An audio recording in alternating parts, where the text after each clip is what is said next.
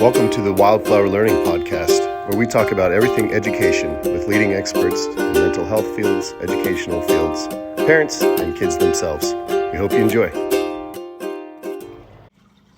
In this episode, we speak with Dr. Peter Gray. He zoomed in from Massachusetts, and he gave us a marathon of a talk and Q&A at the end. Ellen, what were your takeaways here? Oh my gosh. So I think one of the things that was the takeaway at the end is I've heard him speak so many times, and he's profound every time I hear what he has to say, and his research is so deep and his experience is decades long, and I say it all the time that we rely so heavily on his work, and his career has been so impactful for us. But I walked away from this one and then actually reflected on my own life. And this is probably the first time I've really looked back and thought, what did I play at as a kid? And it's so crazy because I wasn't necessarily a self-directed learner, but in this talk, he also mentions how the real learning in our lives happened outside of the classroom. And looking back, what I played at is almost identical to what I am doing now. And that part, I just hadn't reflected on the personal applications of what his research says. I've just focused so much on the school and the professional side. That part really rocked my world. Yeah, and I wonder for, how many parents who went to a traditional school still have that situation where whatever they played in, they have that going on with their career to a degree. I was really surprised, I guess not surprised because we have heard so many of his talks, but he didn't hold back at all as far as public schools and their role with mental health with our teens and kids. And I think he's right. I think we get down the road 50 years from now and look back at what we were doing with schooling. And he uses the metaphor of, child slave labor. Yeah. And that's a harsh comparison. Right. But when you look at, what kids are asked to do and how many hours a day and how many hours during the week and how little choice they have within all of that, it's pretty spot on, really, in ways. So yeah, I appreciate him not holding back so that we can just be absolutely. like Peter Gray says. yeah, exactly. He does. He has a way, he's like soft-spoken in a way, but just oh man, he's he just calls it like it is. Yeah, he just calls it how he sees it. So, all right, but really enjoyable episode and just a ton of things covered. Yeah. So, hope you guys enjoy. Wanted to give a quick bio before we got into the episode. Thought it would be really helpful because of his diverse background of the different areas of what he's actually researched and his knowledge because of all that. But also because he's not so mainstream, though I really think he should be. He is well known by a lot of educators, and especially now as there's more and more questioning the standard model and exploring and looking at new and different ways for our kids to be educated. A lot of educators also don't know who he is, but he's a very important person. He's been at Boston College since 1972. He's conducted research in neuroendocrinology, developmental psychology, anthropology, and education. And recently retired, but he's still doing a lot of writing through his blog posts on Psychology Today.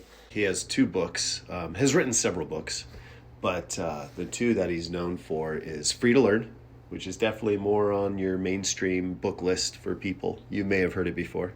And then he wrote a college textbook called Psychology. So anyways, really fascinating guy, extremely knowledgeable, and very healthy for where we're at right now in the world of education and really questioning what should we be doing to set up an environment for our kids. All right, here we go. So Dr. Peter Gray, thanks so much for joining us. Thank you. I'm happy to be here. So just to repeat what Paul said, in the chat, there's a link to a handout. If you haven't already downloaded that handout, it might be useful for you to have it. Not absolutely essential by any means, but it gives an outline of what I'm going to be talking about. And it also has some references to articles, some of which I've published, some of which others have published, that provide the documentation and extended argument for much of what I'll be talking about now. So if you have an easy way to print it out, or if you can set it up on a separate screen, that would be helpful if you're looking on watching this on your computer. So I titled this talk, "What is Self-Directed Education and How Do We Know It Works?" So I've been studying self-directed education, conducting research related to self-directed education, how children learn through natural ways now for several decades. I've published many academic articles on it. I write a regular blog for Psychology Today on these kinds of topics. I've published a book, Free to Learn, on these topics, working on another book now related to these topics. So I've been involved with this for a long time. I began as a curious researcher. I began wondering about self-directed education. I began because my own son was rebelling in school, and the only school he was willing to go to was this radically alternative school, the Sudbury Valley School. This was a long time ago. And so not only was I curious as an academician, but I was concerned as a father. What would his life be like if he went to this radically alternative school? This was many, many years ago. So I did a study of the graduates of that school at that time.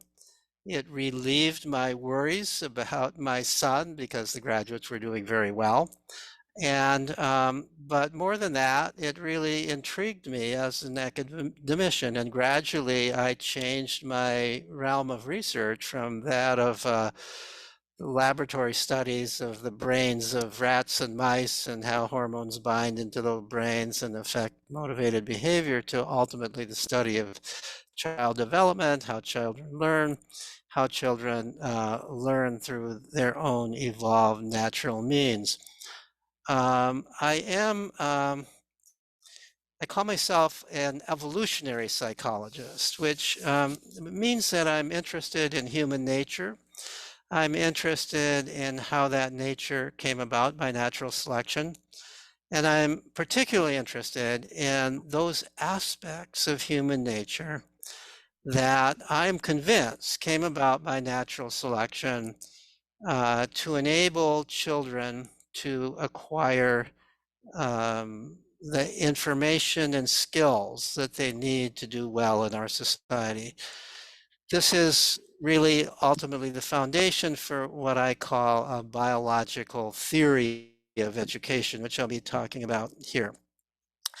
So I've titled the talk, as I said, "What is self-directed education and how do we know it works?" So I need to begin, if you got the handout, with A, what do I mean by self-directed education? What is self-directed education? So self-directed education is, let me just see if I can, no. I was just seeing if I could change the view, but I cannot. So what is, so I want to define self-directed education, but to define a self-directed education, I have to first talk about what do I mean by education. So most people think of education as schooling. The more schooling you have, and everybody has a conception of what schooling means, the typical kind of curriculum, the more schooling you have, the more education you have. If I were to ask most people how much education you have, they would tell me what their highest degree or diploma is. This is our cultural definition of education, but in my mind, that's not a very satisfying definition. I would rather have a more meaningful definition of education. We all know people who've had a lot of schooling, but they don't really know very much. They don't handle themselves very well, and so on and so forth. We also know a lot of people who don't have much schooling who seem to be very well educated. This was particularly true back in the days before everybody was more or less forced through schooling. Many of the most eminent people in history were people who had very, very little school, if any. So I don't want to define education in terms of schooling. How do I want to define it? My definition of education is that education is everything that a person learns that enables that person to live a satisfying, meaningful, and moral life. So isn't that what we want? Isn't that what we want from any educational system? We want our children to grow up to live a satisfying, meaningful, and moral life. Satisfying, happy, making a living, meaningful, engrossed in what I'm doing, believe in what I'm doing, moral, doing more good than harm in this world as we go through it. That should be what any government wants of an educational system. That should be what any parent wants. When I talk to parents, it's pretty clear that's what they want for their children. Why wouldn't we want that for our children? So that's my definition of education. Now, if you think about that definition, I think you realize that no matter how much schooling you've had, most of your education, most of what makes you able to live a satisfying, meaningful, and moral life, not all of it, if you've spent a lot of time in school, but most of it comes from things that you did and learned outside of school. It comes from life itself. It comes from your hobbies, your interests, your own endeavors, the things that you got curious about, the things that you had to learn because life required you to learn, real life required you to learn it, and so on and so forth. So most of all of our education is, in this sense, self-directed education. So self-directed education with small letters, the generic term self-directed education. What I mean by that is education that derives from the self-chosen activities and life experiences of the person being educated, whether or not those activities were chosen deliberately for the purpose of education. Most of what we learn, we're not deliberately learning. We just learn it. We just absorb it. We absorb. We learn this through the course of life. We're not deliberately setting out to learn, but sometimes we're deliberately setting out to learn, and that's also self-directed education if it's our choice to deliberately set out to learn in this way. Self-directed education can include organized classes or lessons if they're freely chosen by the learner, but most self-directed education does not occur that way. Most of it comes, especially for young children, through freely chosen play, exploration, observation, and participation in everyday life. These are the primary means by which young people educate themselves outside of school. Self-directed education necessarily leads different people down different paths. So a meaningful, satisfying life to you might not be the same as a meaningful and satisfying life to me. There are certain things that anybody in our culture would want to know. There are certain things that any human being would want to know. How to get along with other people, how to speak your native language, how to deal with intense emotions, how to carry on a good conversation with other people and learn from other people. There are certain kinds of things that are valuable for everybody. And I would argue and have observed that in self-directed education, children learn these things in very natural ways, far better than they do in a formal classroom. But there are other things that may be important to you, but not important to me for the kind of life that you want to live and the kind of life that I want to live. The conventional school system, at least K through 12th grade, seems to assume that everybody's supposed to learn the same things, regardless of their interests, regardless of their abilities, regardless of their goals in life. But self-directed education doesn't work that way. It assumes that we're different from one another, that life is not a track, that education is not a track that we're all running down the same narrow track and it's a question of who's ahead and who's behind. Education is more like a branching tree and I'm off on this branch and you're off on that branch. There's no way of saying whether you're ahead of me or I'm ahead of you. We're on different branches. We're doing different kinds of things. That's what happens in self-directed education. My observations of children involved in self-directed education, there's certain things everybody learns that are important to our culture. Not only those things that I've just mentioned that are important to everybody everywhere, but things that are important to our culture, like learning how to read, learning how to write, at least to some degree. Nowadays, it would be more likely learning how to type on a computer, learning how to use computers. This is an essential skill in today's world. Learning these kinds of basic things that are important to the culture. My observation is everybody learns them when they're free to learn, and those things are available to be learned. They learn them at different times and in different ways, but they all learn it. So, but beyond that, is there any reason for everybody to learn how to do how to solve quadratic equations, let's say? You know, how many people learn solve quadratic equations and they never met a quadratic equation ever again in their life? I've asked groups of people, you know, including scientists, do you remember studying quadratic equations? And oh yeah, I remember studying. Do you remember what they are? No hands. Maybe there'll be one hand, some lone mathematician back there who still remembers quadratic equations and knows what they are, but almost nobody does. You know, so there's so many things that we make the assumption these are something everybody's supposed to learn. And where did this come from? Why did we make that assumption? Oh, fine.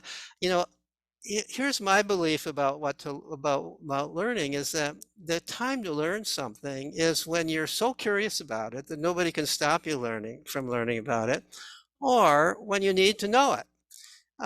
Anybody can learn about quadratic equations when they need to know it. I've talked to a lot of scientists who use mathematics in their work, and they say, well, did that high school mathematics help you? No, I had to, this is entirely different mathematics. I had to learn the mathematics related to my work in relation to my work.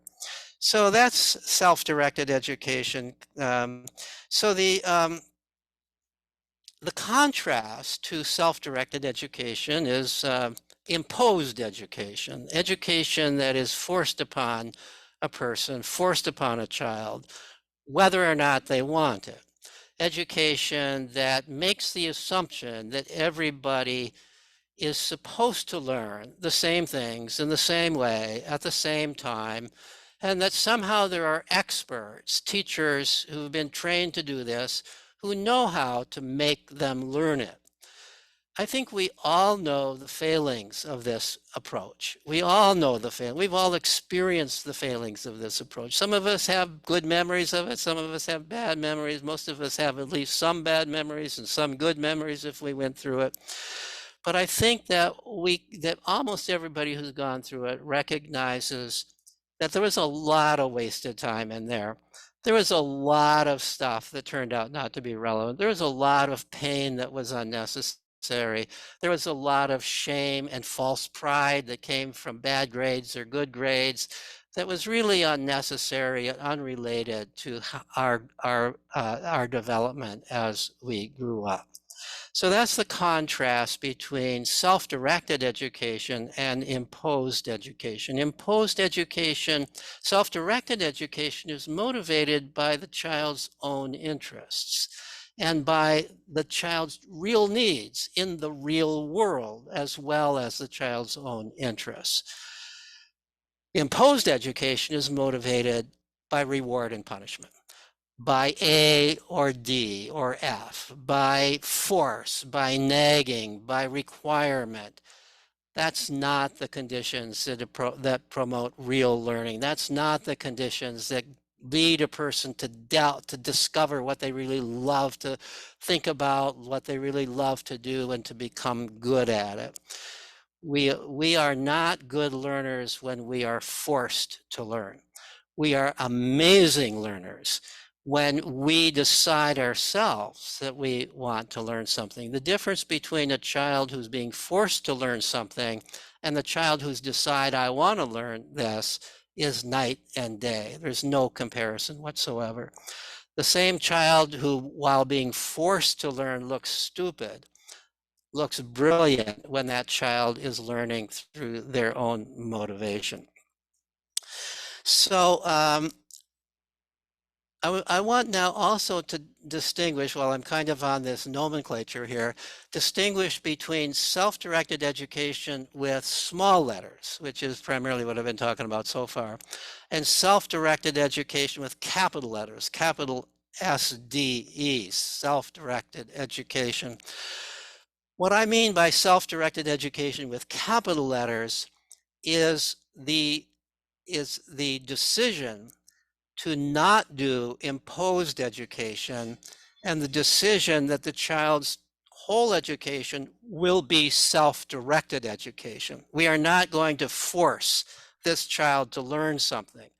We are going to help the child if the child helps. We're going to offer courses if the child wants courses, but we are not going to use imposed, forced schooling with this child. So a child who grows up that way, by my definition, is pursuing self-directed education with capital letters. All people are involved in self-directed education with small letters. We can't help but be involved in it. We're always learning every day, almost every minute we're learning something through our own efforts, through our own experiences with real life. There are two legal routes for self-directed education in the United States. One is to enroll in a school, a certified school, that is designed for self-directed education. Those are often called democratic schools because they often run democratically in such a way that the students are involved in helping to create the rules and enforce the rules of the school. And the other route is through homeschooling. This is the more common route, actually. Through homeschooling, in which the parents make the decision, I'm going to register my child as a homeschooler, but I'm not going to school my child at home. I'm going to allow my child to pursue their own interests.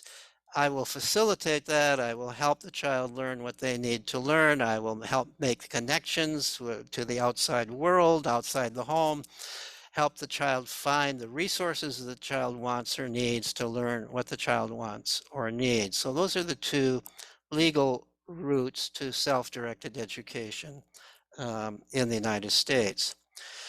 So I'm now on B on the handout, if you've got that in front of you, the educative instincts which underlie self-directed education. So I've come to the conclusion that children come into the world biologically designed to educate themselves. This biological design is the result of thousands and thousands, really hundreds of thousands of years of natural selection, during which there were no schools. There was no concept that the young needed to be forced to learn, but during which the young needed to learn. They had to learn or they wouldn't survive. They had to learn not only the kinds of things that all of the human beings have to learn, if we're talking about the human part of evolution, but they also needed to learn the things that were important to their culture. We've been cultural animals for hundreds of thousands of years.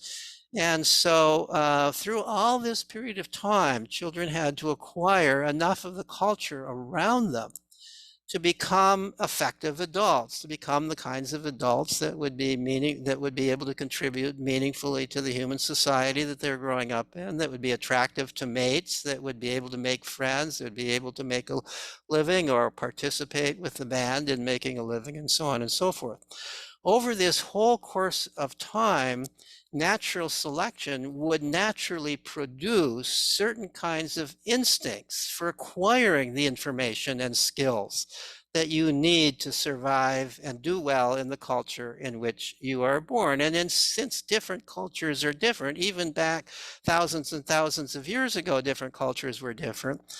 You would have to learn different skills depending on what culture you were in. So I would argue that, among other things, children come into the world biologically designed to look around, see what it is that people are doing, see what especially the successful people are doing, and work that into their play, to be curious about this, to explore this in various ways, and to acquire the kinds of skills the kinds of information that they see as important for them to learn to function well in the world that they are growing up in. So what are these educative instincts? So I've listed them on the handout. I've listed, if I remember right, 6 of them, yes. 6 of these educative instincts, which I've given some thought to this, and I think these are maybe the most important ones, probably not the only ones. So the first, and probably the most obvious, is curiosity. Human beings are incredibly curious. Aristotle, in the very first sentence of his treatise on metaphysics, was human beings are naturally curious about things. This is the origin of knowledge, is curiosity, according to Aristotle. And it's obviously true. Nothing could be truer about human beings, that we are simply curious.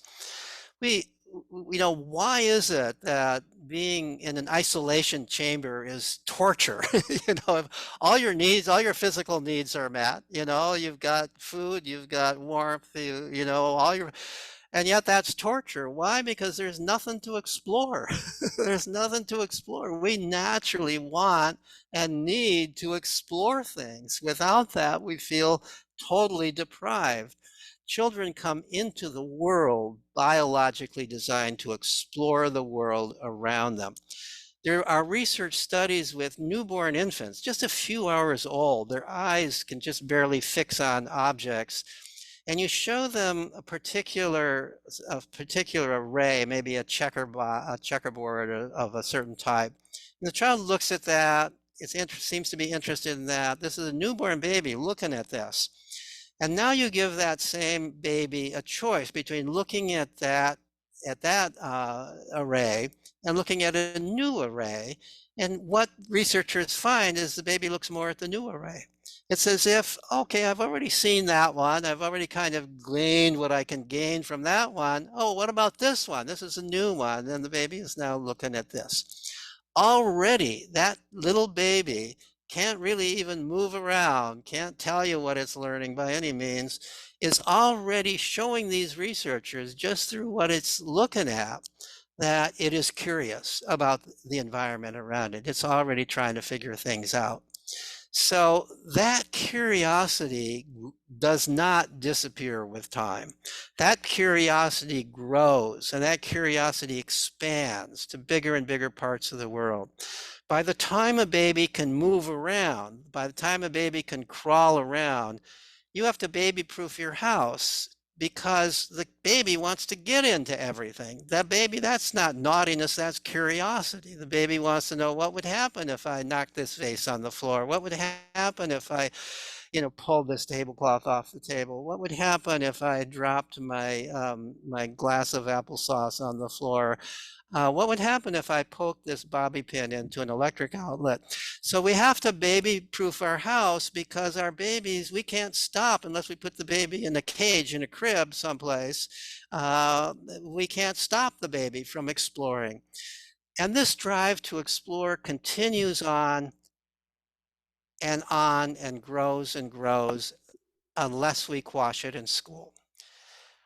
When the child is in school, the child learns, my curiosity doesn't count anymore. What I want to know doesn't matter. What's important to know is what the teacher is telling me I have to learn. And unfortunately, all too many people's curiosity gets at least dampened. It's never totally taken away. You can't take it away. That's so much a part of human beings and human nature is to be curious, but it can be quashed. People can begin to not be attuned to their own curiosity. They begin to think that what I'm curious about can't be important. It's only important to know what the authorities say is important to know. So that's curiosity.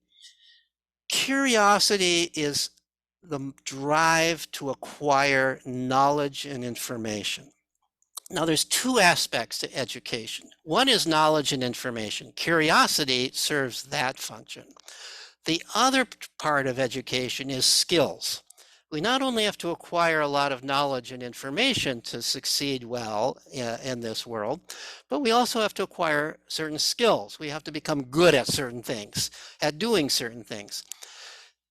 Play is the motivating force, the motivating instinct for acquiring skills. Curiosity is for knowledge. Play is for skills. Play is doing things. Children all over the world, anthropologists have discovered, play in very similar ways.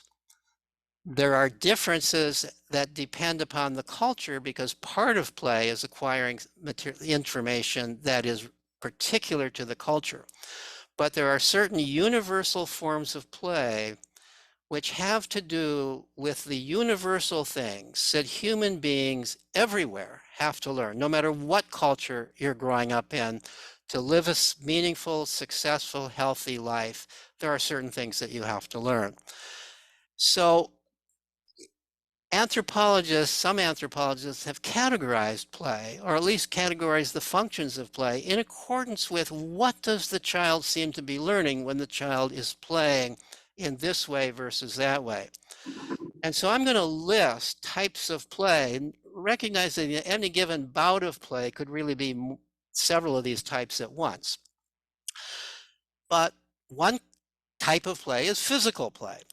Climbing trees, chasing one another around, rough and tumble, play fighting, jumping over cliffs, diving off of cliffs. All of these kinds of wild and active things that children do, and that the young of all mammals do. This is physical play. This is how all young mammals, including our children, develop their physical bodies.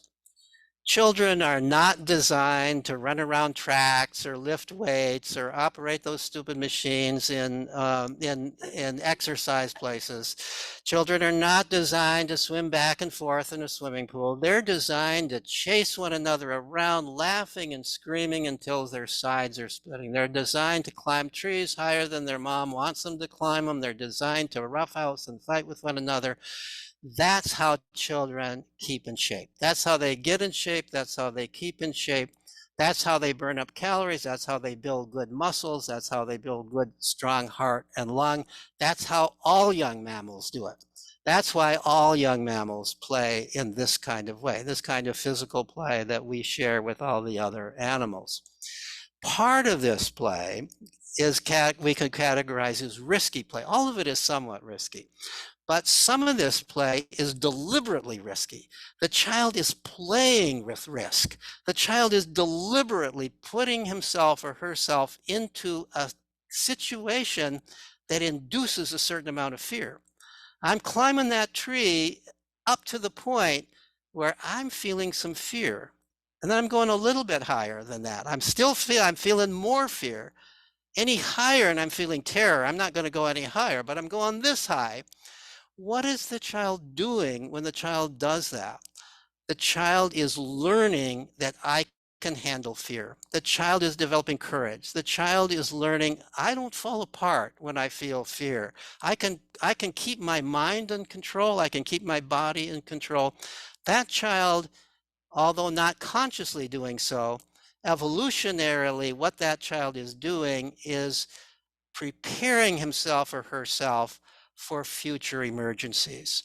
All of us are going to face real emergencies at some point in our life.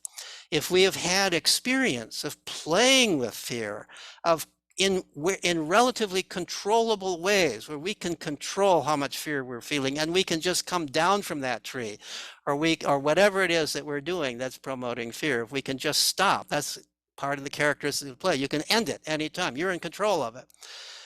You are preparing yourself so that if at some point later on you have a real emergency, you won't fall apart because of it. You know, I felt this feeling of fear before and I can handle it. I can keep my body in control. And the result is that the child who is played in this way may be able to save their own life or their child's life or somebody else's life in the case of an emergency. Whereas if they hadn't played in this way, they might just panic. They might freeze up. They might not be able to act in that kind of a situation. Children also developing this kind of a courage are developing a kind of resilience, a kind of sense, I can master the world. I don't have to be afraid of the world. We're living at a time right now where children are suffering at record levels from anxiety. There's never been a time or place in the world where children were more anxious than our children are today. Even in wartime, children have not been more anxious than our children are today. And I think part of the reason, there's a lot of reasons, but part of the reason is that they haven't had much opportunity to play in risky ways and to develop the kinds of resilience, the kind of self-confidence, the kind of inner locus of control that leads you to feel I can handle things. There's no reason for me to be so anxious about the world around me. So that's risky play. But children, the next categories of play that I'm going to list, I'll try not to be so long-winded about them because I want to get through this before to leave time for questions and answers. If you think about the things that are uniquely human, that human beings have to learn, that other animals don't, we find that human beings everywhere play at those things too. So we have to learn language. Children play with language. Children, no child is taught their native language. All children learn their native language by listening to it and by playing with it. The earliest cooing and babbling, the language-like sounds, are always when the child is in a playful mood. As children get a little bit older, they're playing with words. The first words are never used to ask for anything. They're just used in a playful way to point things out. As children get older, they play with the structure of language. They play with riddles and rhymes and alliteration. And as children begin to play socially with one another, they are, of course, using language constantly to communicate with one another on what we're playing, how we're playing, what's fair, what's not fair, and so on and so forth. There's research that shows that young children's language, when they're playing with other young children, is far more sophisticated than when they are talking with adults. These studies have been done comparing children's discussions with parents, children's discussions with teachers, and children's talk during play with other children. During play with other children, children use far more complex language. Why? Because in play they are really communicating. They really need to communicate. They really need to use sophisticated language. And they're not being asked stupid questions like what color is that, which adults might ask them. So that's language. As far as we know, we can't know for sure, but as far as we know, we are the only animal that's really capable of imagination. We can think about things that we've never experienced before. That's why we can be inventors. That's why we can think about tomorrow. Tomorrow hasn't happened yet, but we know we can think about what might happen tomorrow. We can imagine what might happen tomorrow. And as a consequence, we can make plans for tomorrow. All of science, all of hypothetical thinking depends upon imagination. I mean, if this is true, what else would have to be true, and so on. So children as young as 3 and 4 years old, and especially when they're 3 and 4 years old, play in imaginative ways. They play imaginative games. Let's pretend there's a troll under the bridge, that's his imagination. There's not really a troll under the bridge. These kids have never seen a troll, but they can imagine a troll. And they can imagine that the kitchen table is the bridge, and they can imagine there's a troll under that, and they can think hypothetically about that. What if, so there's a troll under the bridge? Well, we better not go under the bridge, or we better feed the troll cookies so the troll won't eat us.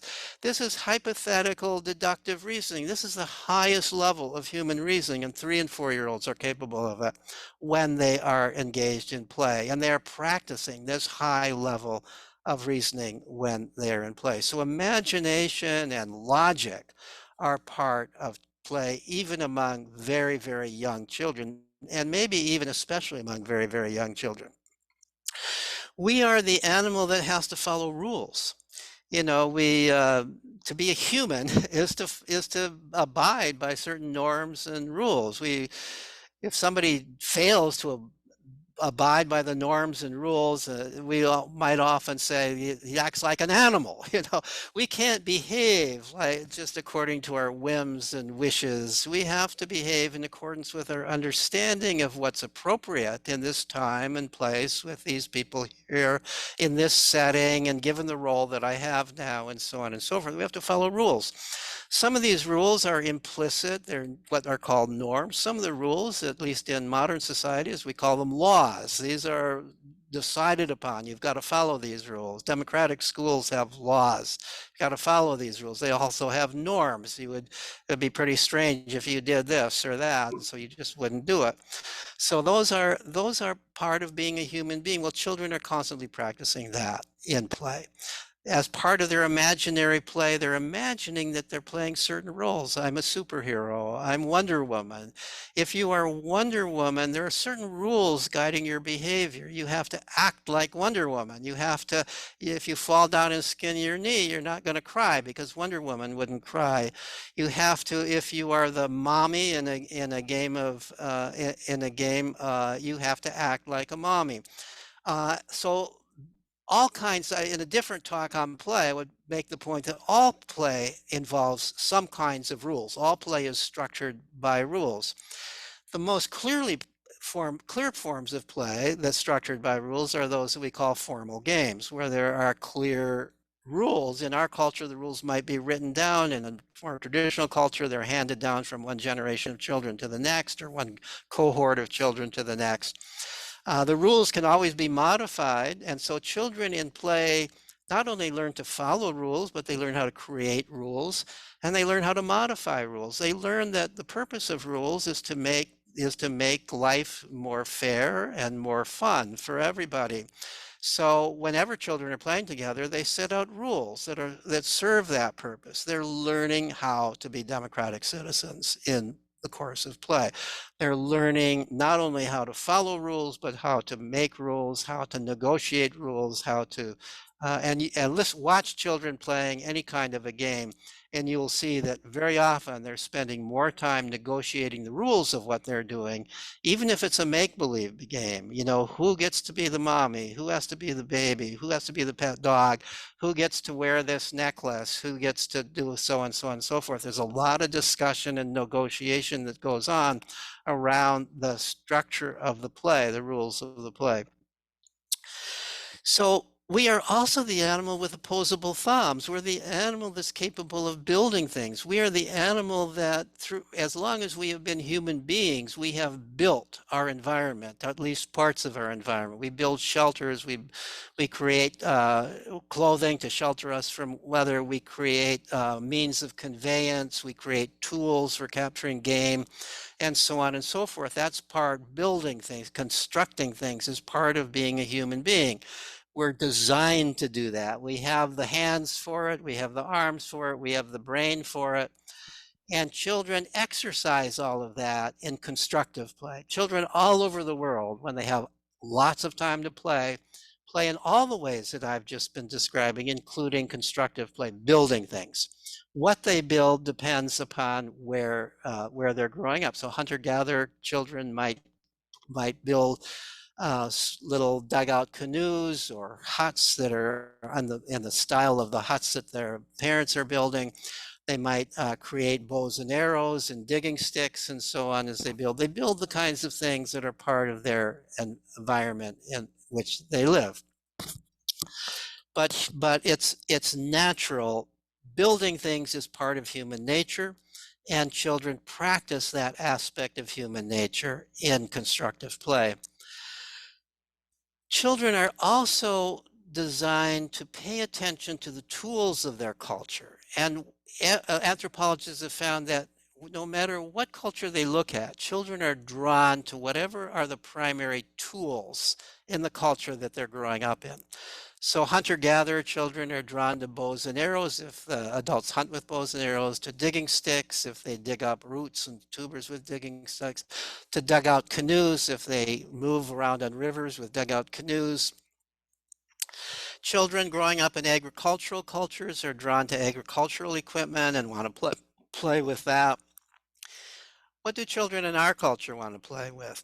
Computers, of course. Far and away, the primary tool in our culture today is the computer. Naturally, children look around and they see, they don't necessarily say this consciously, but somewhere in their DNA, there is this message. All right, I'm seeing that no matter what people are doing in this culture, they need to be good at computers. So I better play with computers. I better get good at computers. They're not saying this consciously, but they're drawn to computers. Children in our culture are drawn to computers, just as children in a hunter-gatherer culture are drawn to bows and arrows and fire and knives and the tool and the primary tools of their culture. This seems to be human nature. This seems to be part of the educative instinct by which children prepare themselves for the culture that they are growing up in. And finally, what is the arguably the most important thing that children have to learn? And I would argue that the most important thing they have to learn is how to get along with other people. We are absolutely social animals. We cannot survive alone. We can only survive by making connections with other people. We can only survive. We can only live a satisfying and meaningful life if we know how to get along with other people. You cannot be happy. You can be happy not knowing how to read. You can be happy not knowing how to write a decent sentence. You can be happy not knowing quadratic equations.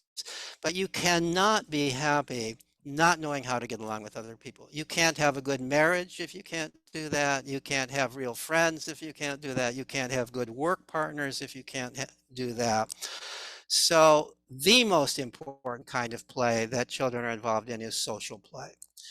And social play cuts across all of these other types of play that I've just been describing, no matter how children are playing, whether they're rough and tumbling, whether they're playing with language, whether they're playing imaginative games, whether they're building things, whether they're playing games with rules. They want to play with other children. Not all the time. Sometimes you want to play by yourself, especially if you're doing something kind of artistic and you want to do it entirely your own way and not to compromise with other people's way of doing it. But almost all children throughout the world primarily want to play with other children. And they want to play with other children away from adults because they recognize that adults interfere with play. Adults intervene, adults tell them what to do, adults stop them from climbing that tree, adults stop them from roughing and tumbling. Adults are constantly intervening and interfering with the ways that children know that they need to play in order to develop the skills that they want to skill. And in play, children learn how to get along. They learn how to deal with bullies. They learn how to negotiate differences. They learn how to do the kinds of things that are really, really important throughout life. We're always going to deal with bullies. We're always going to have to deal with disagreements. We're always going to have to negotiate. We're never going to be able to have all our own way. And children learn that in social play. They have to compromise. I want to play this. You want to play that. So what might we both want to play?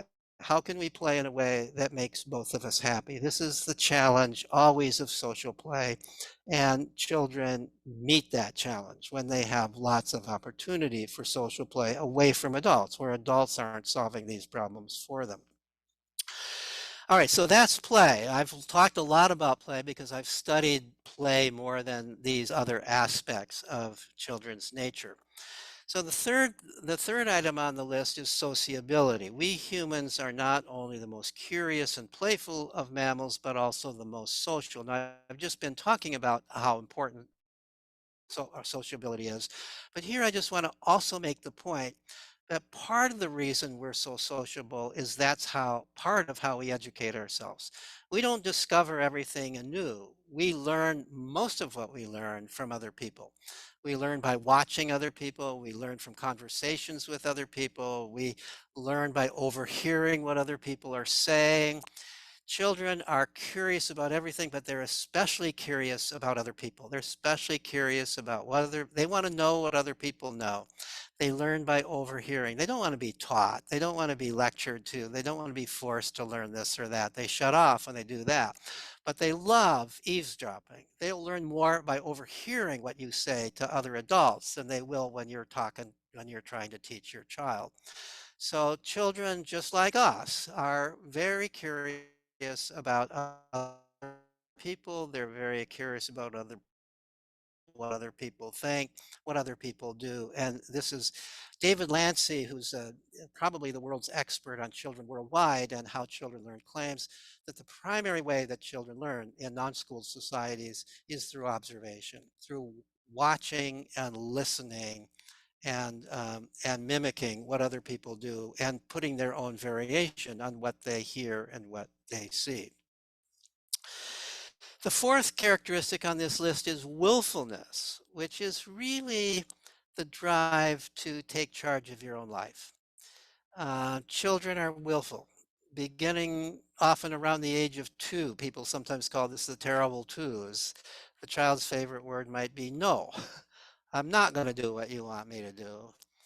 I'm not going to let you do this for me. I'll do it myself. The child wants to take charge. The child wants to make his or her own decisions. Obviously, the child in our culture especially can't always do this, but the child wants to do it to the degree that the child can, and we would be doing a favor to our child and to the child's development if we allow the child to be as willful as is possible without too much trouble in the world that the child is growing up in. Willfulness is really the drive for independence. The whole purpose of childhood is to gain independence. Children come into the world pretty helpless. By the time they're adults, they better be able to take charge of their own life in many, many ways. They'll still be social, they'll still be dependent in many ways upon other people, but ultimately they've got to make their own decisions. They've got to chart their own way through life. And the sooner we recognize that in their development and give them practice in making their own decisions and charting their own life, the better they will be at this as they become adults. The fifth characteristic I've listed on the handout is planfulness. It's not an English word, uh, my spell check keeps telling me, but what planfulness is the ability to plan and almost the drive to plan. Children, an instinct, if we call it that develops a little more slowly and it's a little more cognitive than the other instincts. But by the time children can play, they can plan because play requires planning. When children play something, they have a plan. I'm gonna build a tower of Legos. We're gonna pretend there's a troll under the bridge. I'm gonna we're going to play a chase game. So they're making a plan and then carrying out that plan. So that's the earliest form of planfulness that occurs in play. And as children get older, that's kind of immediately planfulness. I'm planning for my immediate thing. Right now, we're going to do this, and that's a plan. But as children get older, they begin to plan a little farther in the future. So maybe two children are playing, they're making a sand castle or something, and then they get called away for lunch. And they say to one another, well, after lunch, let's come back and continue with the sand castle. So that's planning for a bit in the future. They may or may not remember, they may or may not do it, but they may do it. And as children get older, they begin to plan farther and farther and farther in the future. And ideally, if children have had lots of experience with such planning, by the time they're reaching adulthood, they're beginning to be able to plan their career. They're planning, well, I'm not always going to be supported by my mom and dad. How am I going to support myself? I better figure out some way to do that. How do I prepare myself to do that? That's kind of long-term planning. And we would all hope that children, by the time they reach a certain the late teenage years or so, they're beginning to plan in this kind of way, make a plan for their future. They may or may not. In this world especially, plans have to change as conditions change. But the ability to think ahead and to figure out what you want to do and to figure out what you have to learn and how to prepare yourself to do what you want to do, that's all part of planning. And the more experience you've had planning what you're doing, planning your own life, planning your day, planning your week as you're growing up, I would argue the better you are going to be by the time you are a teenager or a young adult in making those kinds of plans. And then finally on the list is the drive to grow up.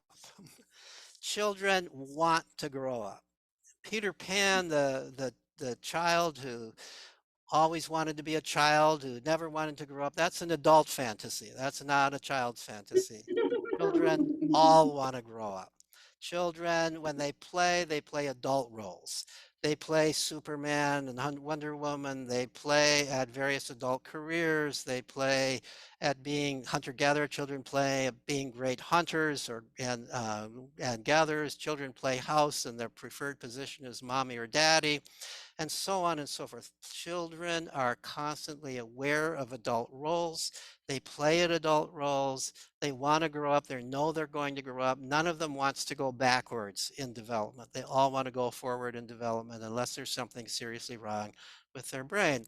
And so that's part of the drive to acquire information, learn what I need to learn to be an adult, and especially to be the kind of adult that I admire and that I want to be. So those are the biological drives that promote self-education. I'm going to be much quicker as I go through the rest of the handout because I do want to leave time for some questions and discussion at the end. So we're now on C. And I'm going to be quick here with the expectation that if you have questions about it, you'll ask afterwards and I can elaborate then.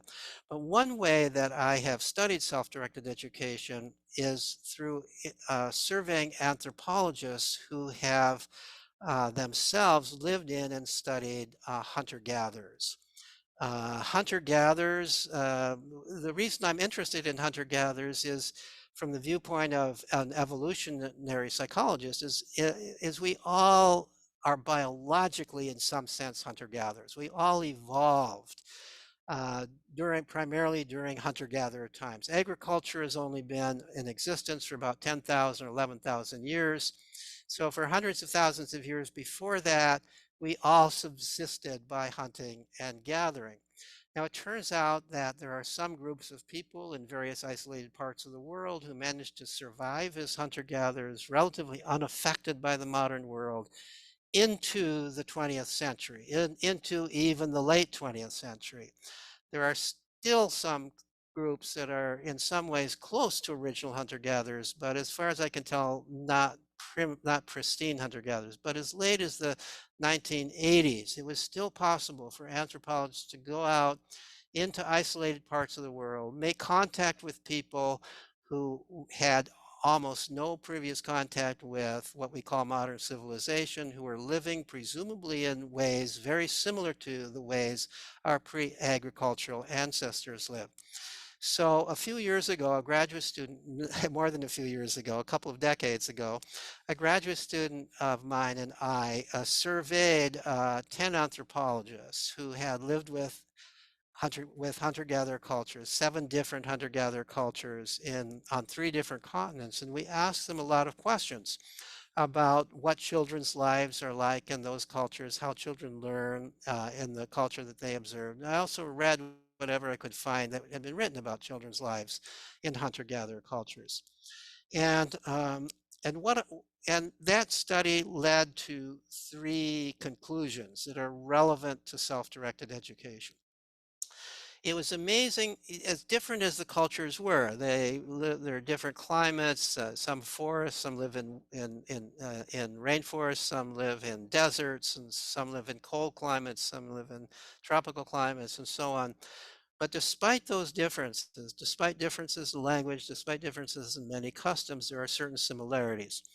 And among those similarities are their attitudes towards children and the way they raise children. So here's what I learned. Here are three conclusions from that study about children's lives and the relationship between adults and children. The first is that adults do not direct children's activities. They trust children's instincts and judgments. So the extremity of this was surprising even to me. And the fact that it was so consistently reported by the different anthropologists. But to give an illustration of this, let me read two different quotations. These happen to come from written works about children's lives in relation to adults, but this is very similar to what I learned in the survey of anthropologists. So here's one quote. Hunter-gatherers do not give orders to their children. For example, no adult announces bedtime. At night, children remain around adults until they feel tired and fall asleep. Adults do not interfere with their children's lives. They never beat, scold, or behave aggressively with them physically or verbally, nor do they offer praise or keep track of their development. They simply assume that the children are going to be okay. They simply let the children be. They love the children. Of course, as infants, they nurse the children. In fact, they nurse the children often until the children are about 3 or 4 years old, nursing on demand. So they're extremely, in some sense, you could call it intensive parenting up until around 4. But as children grow older, children are free to go away from adults. By age 4, children are regarded as having common sense and they don't need to be around adults all the time. And they can go running off with the age mixed groups of other children. So here's another quote. The idea that this is my child or your child does not exist. Deciding what another person should do, no matter what his age, is outside the Yucwana vocabulary of behaviors. This is somebody who observed a particular group in South America called the Yucwana. There is great interest in what everyone does, but no impulse to influence, let alone coerce anyone. The child's will is his motive force. So whereas we might suppress willfulness, and in schools we definitely suppress willfulness, hunter-gatherers apparently value willfulness. It's the willfulness that is the child's guide, and that's not to be interfered with unless something is happening that's truly dangerous.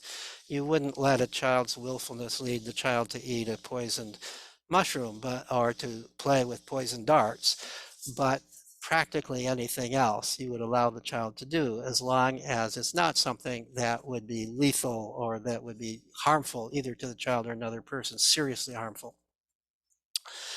So here's a quote from Elizabeth Marshall Thomas was one of the earliest anthropologists. She was only 19. She went with her family, and they made contact with what ultimately became the most studied hunter-gatherer group, the often called the Kong. Thomas says that they're probably called the Chukwansi in Africa. And she wrote, after describing how kind the parents are to the children, how indulgent they are of the children's wishes and needs, how non-punishing they are, and so on, she wrote, "We are sometimes told that children who are treated so kindly become spoiled. But this is because those who hold that opinion have no idea how successful such measures can be. Free from frustration or anxiety, sunny and cooperative, the Chuan children were every parent's dream. No culture can ever have raised better, more intelligent, more likable, more confident children." And I found that the anthropologists all tended to talk about the children that way. They found the children so engaging. They found the children so bright, so unafraid, so ready to, so socially competent, so unafraid even of these weird, strange anthropologists coming in, so curious about them, that they were really impressed by the fact that how independent these children are and how in a really deep sense, how well behaved they are and how how kind the children are, having been treated so kindly as they're growing up. The second thing that we learned in this survey is that children, including teenagers, have unlimited time to play and explore. So one of the questions we asked was how much free time do children have to do what they want to do, to play, explore in their own ways? And in one way or another, every one of them said pretty much all the time. Some of them just flatly said all the time, from dawn to dusk.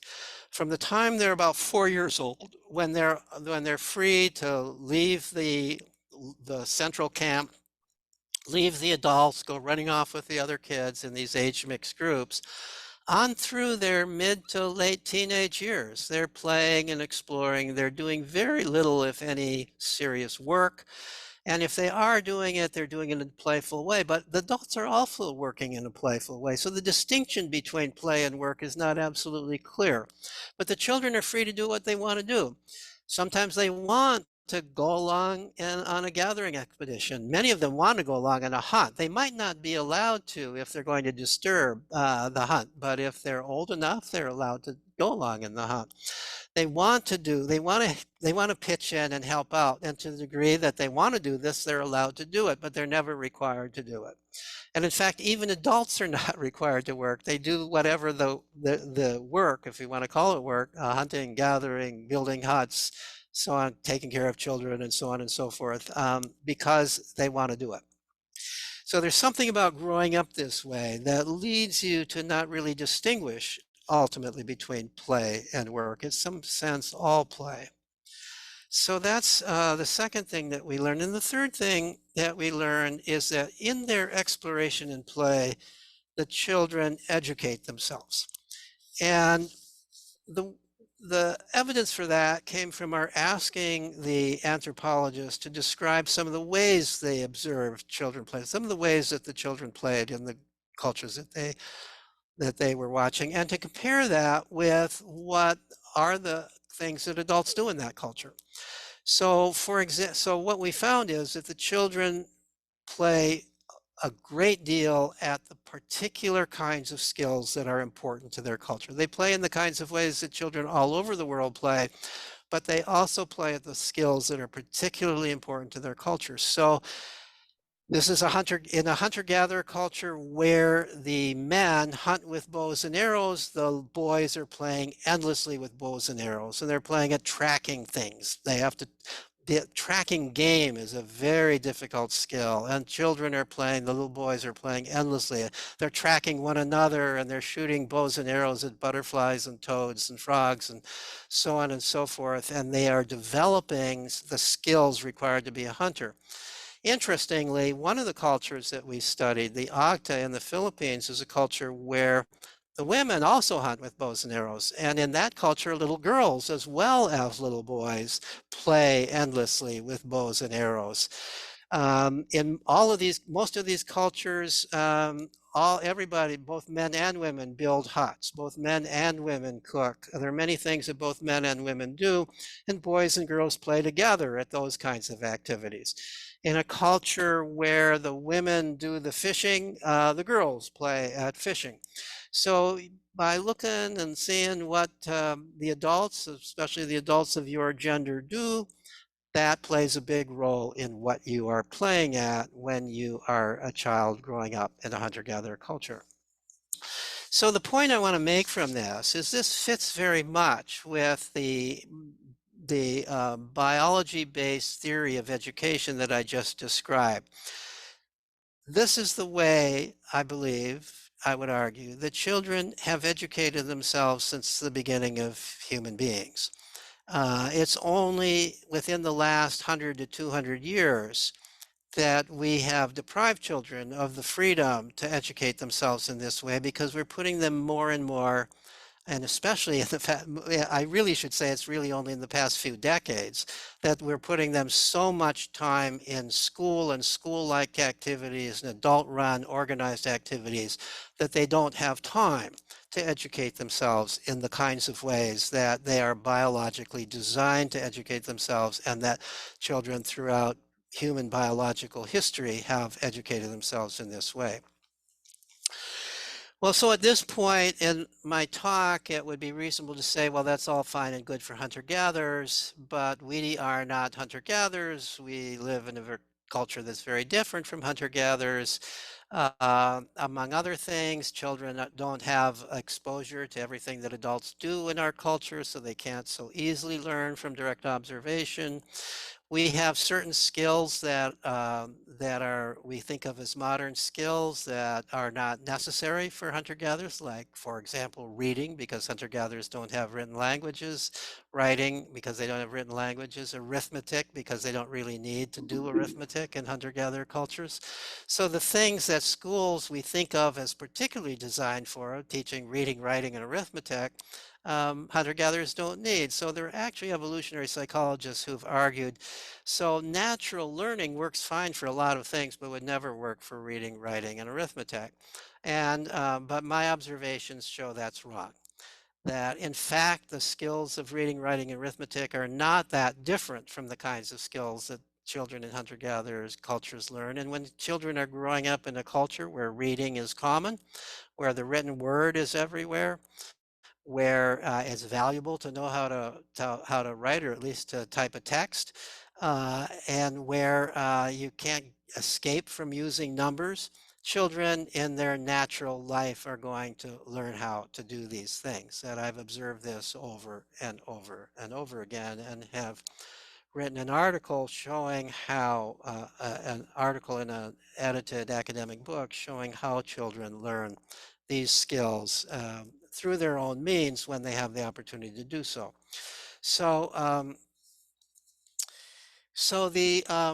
the reason I know that this works in our culture is that I have studied children who have not gone to school, as we usually think of it.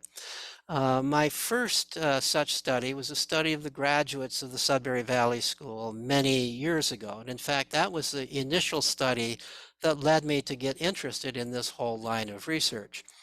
The Sudbury Valley School is a school in Massachusetts, and I got interested in it because it was the only school my son would go to. Uh, and um, and this is a school that is as different from standard school as you can imagine. It's a school where there are no classes offered, although if a group of kids wants to get together and create a class, they can. There's no grades or substitute for grades, no judgments of how students are progressing, no formal judgments of that sort. There's no segregation of children into different classes or grades by age or anything else.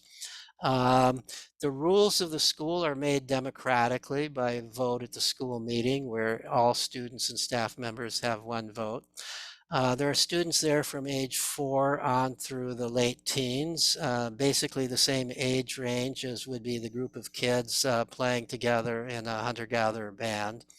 Um, there are staff members, but the staff members take pains not to intervene in children's lives. They're happy to help. They're happy to answer questions. They're happy to be helpful to children who ask for help, but they don't impose themselves upon the children. So this is an extraordinarily different environment from school. And yet, the school now has many hundreds of graduates, and those graduates are doing well in the world. So my initial study showed that first crop of students, I did the study when the school was still relatively young, but had been old enough that there were some students who had done all of what elsewhere would be K through 12 education at that school. I found that they had no particular difficulty going on to higher education if they wished to do so. I found that they had gone into the whole range of careers. I found that they themselves felt that it was an advantage having gone to such a school because they felt they were more in control of their own lives than other young people that they knew, young adults that they knew, that they were better at planning, that they were better at making decisions, that they felt more responsible for themselves. They were less likely to blame others for their state and more likely to take responsibility for their own behavior.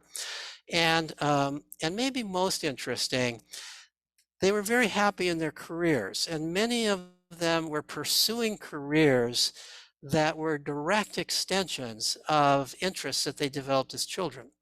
And if I had time, I could give many examples of that. You can find examples of it in my written work. But just to give one example as illustration, one of the graduates, young woman at the time, was captain of a cruise ship. She, as a child, loved boats. She loved to play with boats in the pond. She apprenticed herself to a ship captain when she was a teenager. And so very quickly she was prepared. She was, in some sense, preparing herself through play to be a ship captain. It's not that she thought when she was a little girl, I'm going to be a ship captain, but she loved boats. She loved playing with boats. She loved the idea of pretending to be a ship captain. And then at some point she decided, I can make a living doing this. And she went on to a dream career. I could give many, many such examples in a wide variety of different realms. So that study, later on, we've done other studies of self-directed education, sometimes in collaboration with Gina Riley, who's become a colleague of mine on some of this work, and published them. You can find them in the list of readings at the end of the handout. There's also reason to believe that self-directed education today is easier to pursue and there's more reason to pursue it than there was even a decade or two or three ago. Part of the reason, there are several reasons for this. One, of course, is the internet. You know, it used to be that information was hard to come by. That's no longer true. We've got all the information in the world at the tips of our thumbs. We don't need to have teachers recite it to us. We don't need to have textbooks that dribble it out to us. We can find whatever we want to know. We need to learn how to use judgment and distinguishing between what's true or not true and distinguishing what's evidence and not evidence. But children in school aren't particularly learning that either. They're learning stuff that the authorities tell you you're supposed to learn. I think children who are finding out their own information, they find out one person says this, another person says that, are also learning a kind of critical thinking that leads to judgment. So the fact that we're in the digital age really makes self-directed education far easier than it ever was before. Second, another reason is that in today's world, the skills that are important for employment are the kinds of skills that you can learn far better. You're far more likely to learn in self-directed education than you are in school. What are the things we need to be able to do and to know? We need to be creative. We need to be innovators. We need to have courage in this day and age. We need to have resilience. No longer are we living in a world where you can get a union job and you're going to be at that job your whole life and you're not going to have to learn new skills and the union's going to protect you and so on and so forth. You're going to fail. You're going to have to go from one job to another. You're going to have to constantly be learning. You're going to have to be an innovator. You're almost going to have to be an entrepreneur in some sense. Children growing up self-directed are learning the skills of being an entrepreneur. They're learning how to start things. They're learning how to take initiative. They're learning to be creative. The skills that are taught in school, to memorize a lot of information, to do routine calculations, these are no longer valuable skills. We've got Google for information. We don't have to hold it all in our heads. I don't need to remember the capital of Ukraine. I can just Google it if I want. I don't need to remember the algorithm for long division. I just get out my calculator and divide one thing or another.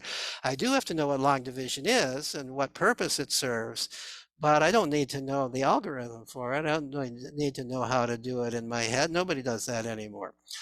And so on and so forth. So the point I want to make is that the kinds of skills, we also need people with moral abilities. You're not really developing that in school. School is a kind of cutthroat competition kind of situation.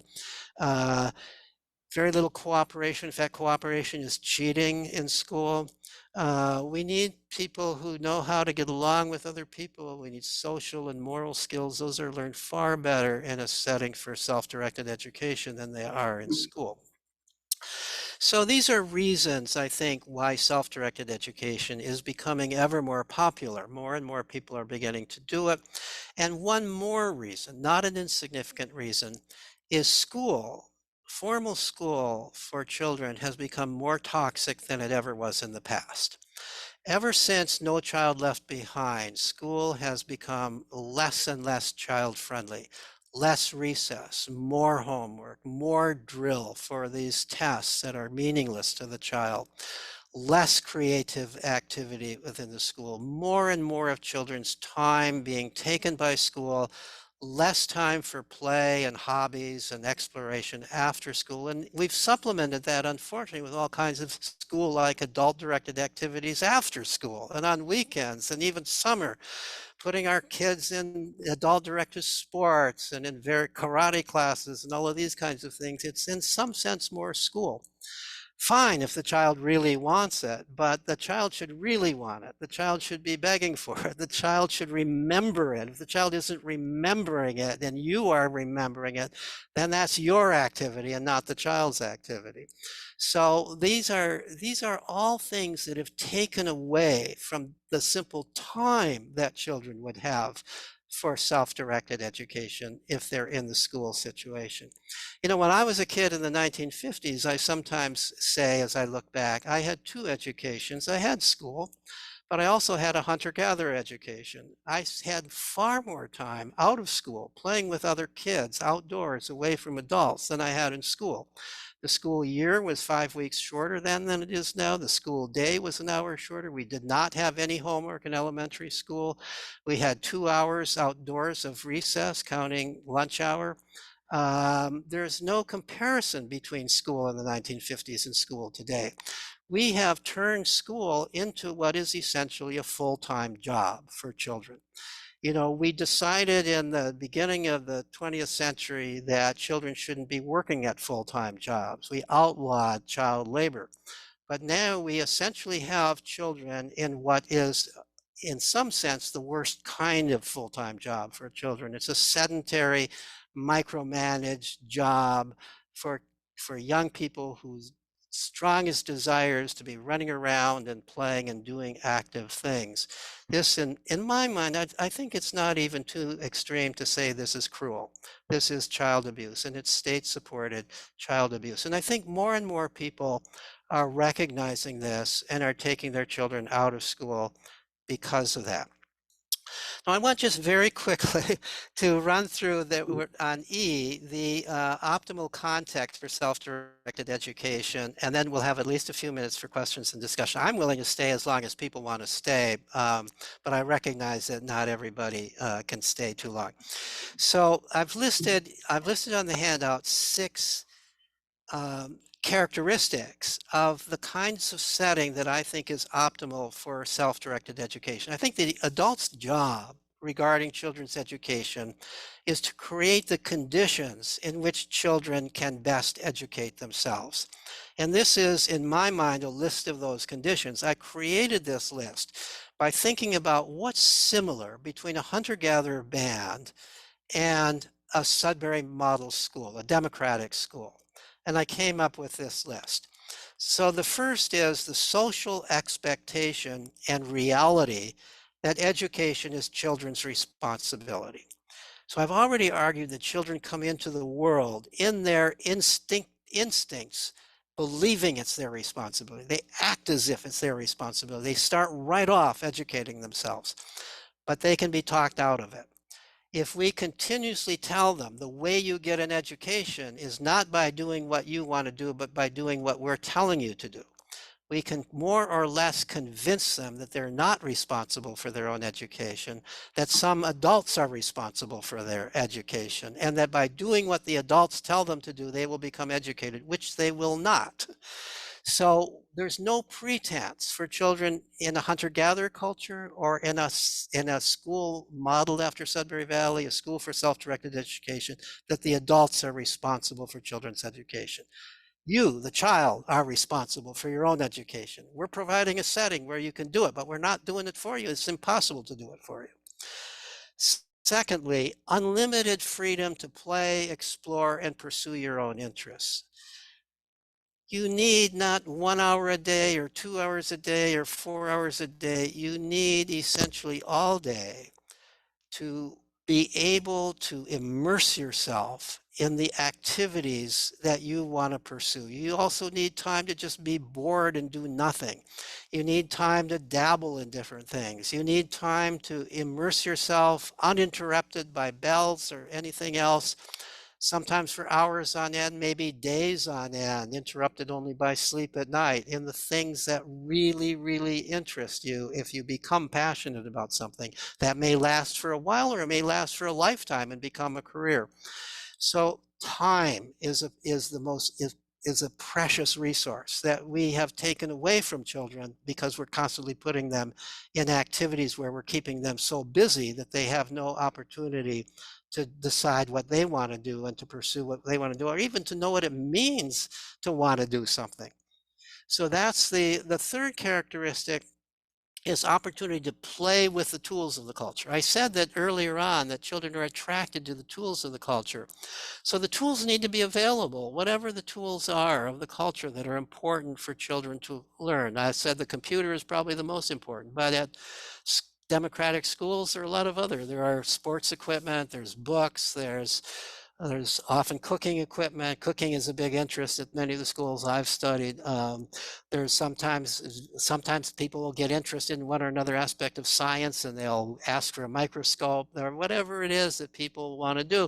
And to play with those tools means to do your own thing with the tools, not just do a set of exercises that somebody's telling you to do, but to really make that tool your own in some sense, because you're doing your own thing with that tool.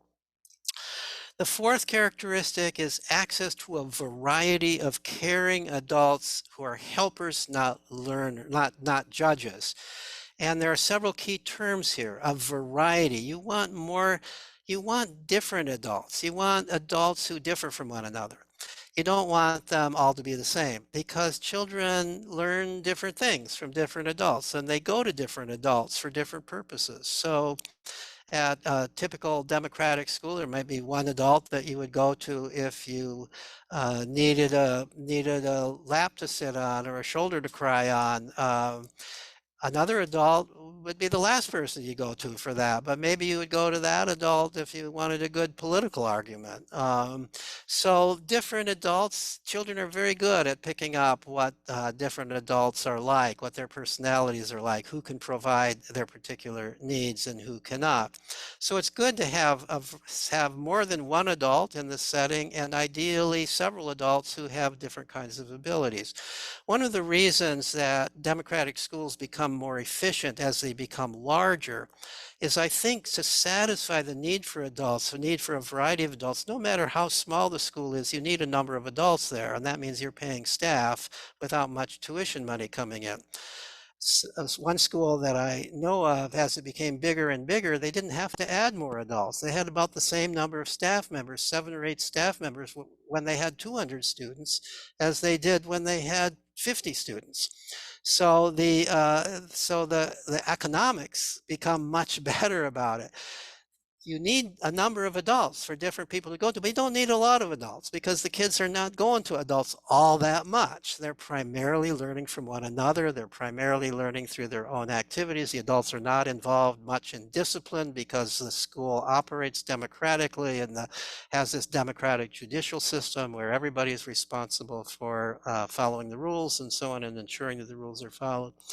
So that's and a variety of caring adults. So the adults, it's very important, of course, that the adults care for the child. I mean, the ideal adult loves the children, respects the children. I think of them, some people at Sudbury Valley don't like this analogy, but I think it's a fairly good analogy. That the ideal staff member is like an uncle or aunt to the child. It's somebody who really cares about the child, but is not so close to the child that the child doesn't feel comfortable confessing things to them that they wouldn't confess to their own parents, or feel, and there's not quite the same kind of attachment as there would be with a mother or father. But still caring, still really loving and caring about this child, caring how, wanting to help the child when the child wants help. and who are helpers, not judges. So staff members and adults in a hunter-gatherer culture are available to help when the child wants help and the child needs help, but they don't impose such help, and they're not judges. They're not deciding if you pass or fail and so on and so forth. At the Sudbury Valley School, the adults take pains not to be evaluators of the children. They say there's no way to evaluate the child. Everybody's doing different things. Everybody's wonderful. They're not they're not there to decide. Everybody's both wonderful and awful, I should say. It's not that everybody's wonderful, but it's not that you can rank people on this kind of a dimension. So the so if colleges want to get a class ranking, what rank is this child? The staff say we don't rank children. You're going to have to figure out whether this is an appropriate student for you. I think it's an appropriate student for the following reasons, and they might give some reasons why this student would be a good fit for that college if they're asked about that. But they're not going to compare the student to other students. They're not going to give anything similar to a grade. They're not going to do anything like that. No judgment. And then the fifth characteristic is free age mixing among children and adolescents. This, I think, is a huge part of what happens at a democratic school. The children are learning from one another, and there's a lot more to learn when you're interacting with children who differ from you in age. Younger children are acquiring higher order skills by playing with older children, even just by watching older children, by modeling themselves after older children. They're acquiring higher order skills by listening to older children, watching them as well as playing with them. And the older children are learning how to be nurturers and carers, leaders, teachers, by interacting with younger children. One of my graduate students and I years ago did a study of age-mixed interactions between adolescents, those who were over 12, and younger students who were at least 4 years younger and had not reached the age of 12 yet. And we found that in every one of those interactions, it was clear that this was a learning experience for both involved. And I've written papers on that. And then the sixth characteristic is immersion in a stable, moral, democratic community. Some would rather say moral, caring community. Some people who are not quite so fond of democracy as I am. So the idea is that, however, that you're part of a community that cares about you and that you care about. So you care about these other people. So you're growing up not just caring about yourself. You're growing up caring about a community of people. You're growing up with a sense of responsibility, not just towards yourself, but towards a community that you are part of.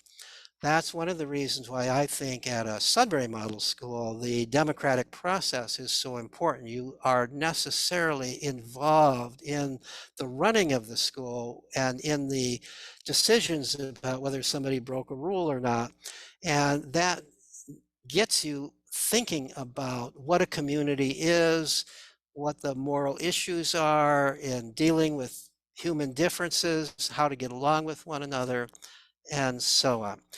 So I'm going to finally bring it to a close a half hour later than I said I would. I just, in conclusion, want to say that, so I'm not only a researcher into self-directed education. I spent basically the last 40 years studying self-directed education and play, but my studies have led me to become an advocate of it. One of the founders of the Alliance for Self-Directed Education, and somebody who is encouraging people to, if they possibly can, to set out on a course of self-directed education for their children. And I think that it has really become a cause, and it has been somewhat rewarding to me to see that, especially within the last few years, there's been a flow of people out of course of schooling. More and more people are leaving course of schooling, mostly for homeschooling, but homeschooling is always more self-directed than regular schooling is. And as people take their children out for homeschooling, more and more of them are looking for communities, schools, learning centers, parent co-ops, and so on, where their children can become involved with other children, with other adults, in a setting where self-directed education is optimized. So thank you for your attention. And if others can stay or wish to stay, I'm happy to stay for questions and answers at this point.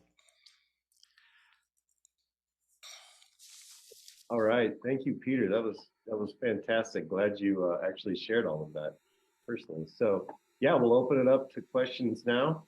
I think Tiffany, we'll start with you if you're ready to go. The problem is I have too many questions and I just want to keep discussing all Oh, he's ready to hear all night. Oh, So good, good. Thank you. locked in.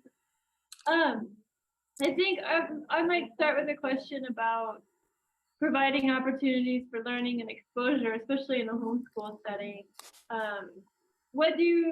Is there like certain ways you've seen parents present new ideas, new opportunities for kids that were really effective? Well, I of just course, imagine that in some places there's limited resources. right.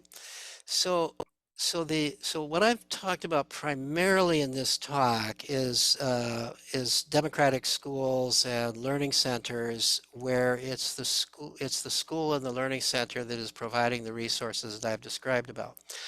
So Gina Riley and I did a study of, we did actually a couple of studies of unschoolers, so homeschoolers who are adopting the unschooling method. One of them was a study of parents, 200 and something parents, who described what homeschooling was to them, how they did it. And the other study was a study of 75 grown unschoolers, where we asked them about their recollections about their time in unschooling. Now, to start with the study of the grown unschoolers, first of all, this was a self-selected sample. Whereas when I study the graduates of a school, I can find all the graduates, or almost all of them. And if I can get them all to respond, or 80% or 90% to respond to a survey, I know I'm getting a pretty good sense of all the graduates. There's no list of unschoolers that I can draw a random sample from or hound them down and get them to respond to a survey. So I rely on people who respond to my request to be in the study. So this could well be a biased sample. This could be a sample of people who are very proud of their lives and they're very happy to talk about their lives. There may be people out there who are grown unschoolers who are much less happy about it. But what I can tell you from this study, this sample of 75, is that they were doing very well in the world. They were getting into college if they wanted to, including some fancy colleges. They, like the graduates of Sudbury Valley, were about many of them, in fact, about 50% were pursuing careers that were direct extensions. So these were very successful. So we asked them about their experiences as unschoolers. Now, all of them had connections with the outside world. They were all, with three exceptions, and I'll try to describe those three exceptions. All of them had connections with the outside world that their parents helped them to create. So if a child was interested in acting or theater, the parents help them get connected with a children's theater group. They would take the child to plays. They would go to a child who's interested in art. The parents would take them to museums. A child who was interested in nature, the parents would take them to woods and fields and so on. When the child was young, when the child couldn't do these things on their own. As children got older, they could do more and more things on their own. So I think that the task of the parent is similar to the task of staff at a Sudbury Model School, but it's a little bit more complicated because you also have to be able to find opportunities for your child to interact with other children. Some families, a lot of homeschooling families actually have a lot of children. They say, well, that's not a problem for us. We've got 8 children. They all interact with one another. That's good. That's fine. but I don't think that siblings are the same as friends who are not siblings. You have to earn your friends. You don't have to earn your brother and sister. Your brother and sister are stuck with you, and you're stuck with them. They can't just say, I'm not going to have anything more to do with you because you're acting like a big bully. So you can keep acting like a big bully towards them, and very often you do. So there's a kind of different dynamic between among siblings. There's also a certain amount of sibling rivalry, which I think is kind of natural. It's not in every instance by any means. But the challenge of making friends who are not siblings, who are initially strangers to you, that's a more difficult challenge, and it's a very important one to me.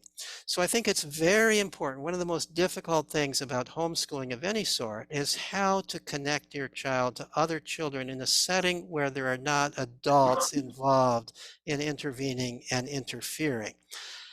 That at one point in history, that was easy. You just sent your kid outside. There are all kinds of kids outside. That's not the case in today's world. I don't know if it's different in Wyoming than it is in Massachusetts. Probably a little better in Wyoming. But most people are just not sending their kids outdoors. They are protecting their kids. They're putting their kids in adult directed classes. They're not giving their kids a lot of freedom. So I think the biggest challenge to homeschooling, home unschooling, is finding a community of kids, helping your child find a community of kids that where the child is free to play with those kids. So the three grown unschoolers who were unhappy with unschooling all happen to be, and I don't want to say that this is all the reason for it, they all happen to be children of fundamentally religious families who were initially holding their children out of school so their children wouldn't learn the wrong stuff. So their children would get a religious education instead of the secular stuff that was being taught in school. But in all cases, the parents were not really even capable of giving that education. And so unschooling became kind of the default. It was like the father was absent and the mother was mentally incompetent in many ways. And this is all according to these were all young women in the study, and they believed they were being kept home not really for the purpose of education, but really to keep them from learning and to help their mom who needed help at home. And because the parents were in a tradition of believing that girls didn't really have to learn much anyway. And so they were very angry about growing up in that situation. They all felt that they all would have preferred to go to school. So in my mind, it's not self-directed education if you're forced to be home and you want to go to school.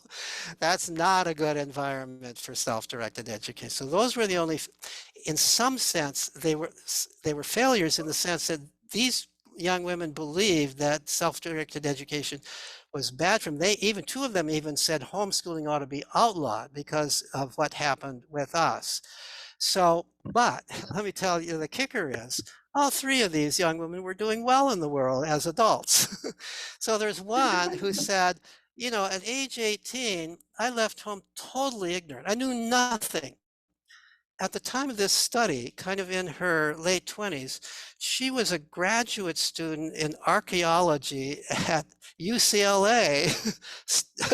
She said she was studying archaeology to prove that her parents were wrong in their belief that the earth was founded 8,000 years ago. Somehow she complained bitterly, I had to learn all this stuff myself. But isn't it amazing? She did it, right? She did it. And one might even argue that she did it better than she would have if she had gone to school. I'm not arguing that it was a good thing. It was child abuse that she experienced. But nevertheless, by the time she was 18, maybe because she'd been deprived of learning, she was burning to learn. She wasn't burned out from it. She was burning to do it. And she did it. She did it with, and the other two, not quite such dramatic stories, but the other two were also doing well in the world. And they were, and so some, I think a point from that is it's never too late. It's never too late to learn. That we don't have to worry about what our children are learning. They'll learn what they need to learn when they need to know it. I don't know if that fully answers your question, but if you have something more specific, I can try to address it. Yes, thank you so much for your time. My question is about older students. I know you spoke a lot about children, but what about the 17, 18, 19-year-old students who might be in that system that you described of adult-led everything? What kind of environment can we create or come alongside maybe the older learners or older So I, children? I think by the time people are that age, especially if they've grown up with self-directed education, they're pretty much creating their own environment. And the adult's job is, to the degree that they still might need help, to provide such help.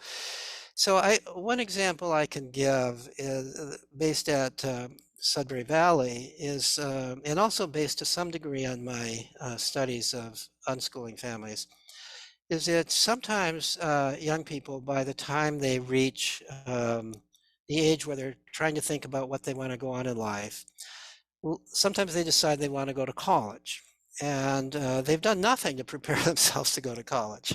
Nothing. They haven't thought about college. But at age 16 or 17 or 18, they're now suddenly thinking about college. And so it's important that they have some sense of what college is. They can find out what college is. They should, by that time, if they've been self-directed, they've figured out how to find out what college is. But they may ask adults, they may ask parents what college is.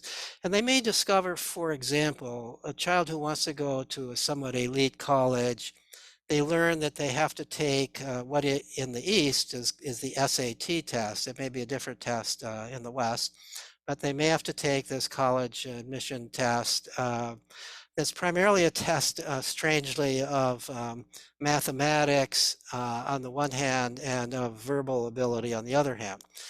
Typically, young people who've grown up with self-directed education don't have any problems with the verbal. They may on their own, or they may through some online course that's pretty easy to do, need to sort of learn the terminology for parts of speech and grammar and so on and so forth. But they're typically well read. Most people involved with self-directed education read a lot. They've got good vocabularies. They don't have any problem speaking. And they're pretty well prepared for the verbal part of those tests. But they may have done nothing that prepares them, essentially nothing that prepares them for the mathematical portion of the test.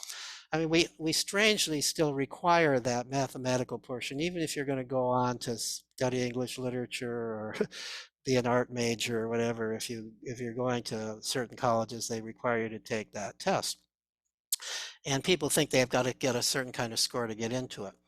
And so one of the things that happens at Sudbury Valley is that sometimes there'll be 17 or 18-year-olds who say, well, I'm planning to leave, I'm planning to go to college next year or 2 years from now or whatever, and I need to prepare myself for the SAT test, and can you give me some guidance for how to do that? And so that would be one thing that I've seen happen with children with young people who are around that age. At Sudbury Valley, the way that's done is at least I don't know how it's done in recent years, but when I was last involved, there was a particular person, a particular staff member who was good at math, and they would ask him for help, and they would ask him to create a little course. And so he would create a 6 weeks course in which he would meet with them 1 hour a week. And he would present to them the basic principles of all the mathematical abilities that underlie the ability to do the SAT test. And in that way, he would prepare them to study the SAT prep book on their own. The result, he claims, is that in 6 contact hours, supplemented by roughly 12 hours of assigned homework over that 6-week period, total of 18 hours.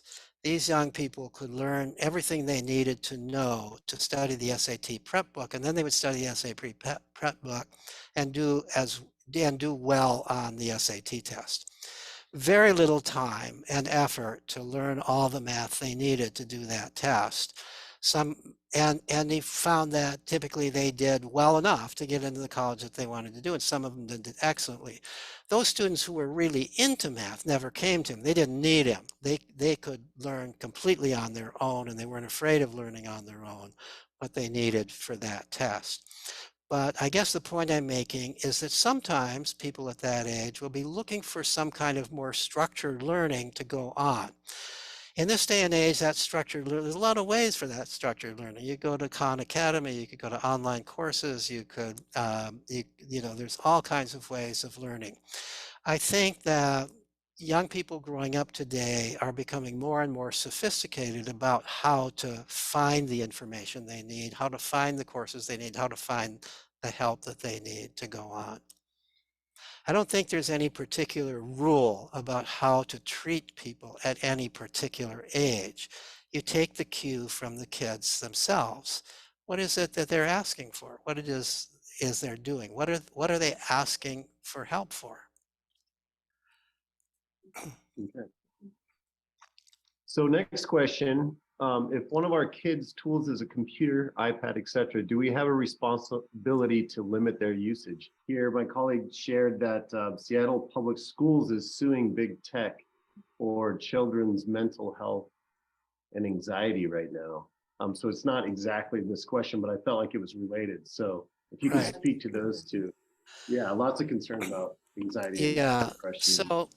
So we as a culture have chosen to demonize screens. We are pointing to screens, especially these days to social media. It used to be video games, and before that it was television, as the cause of all of our children's problems. And I think part of the reason we do that is we don't dare point to the real cause. And the real cause is the restrictive lives that our children have to live. We are not allowing, by and large, I'm not talking about any individuals here, I'm talking about as a culture, we are not allowing our children to go out and play with other children on their own. We're not allowing to hang out with other kids away from adults. We're not allowing to engage in risky play outdoors. We're not allowing them to do all the things that children used to be allowed to do. We have almost destroyed what used to be called the culture of childhood, which is the culture of children who are interacting with other children, who are learning from other children, who are acquiring attitudes and abilities, social abilities through interactions with other children. The only way that children can do this now, almost the only way, is through the internet. If we deprive children of that, we are depriving them almost entirely of the ability to be children, to interact with others, just as what children do.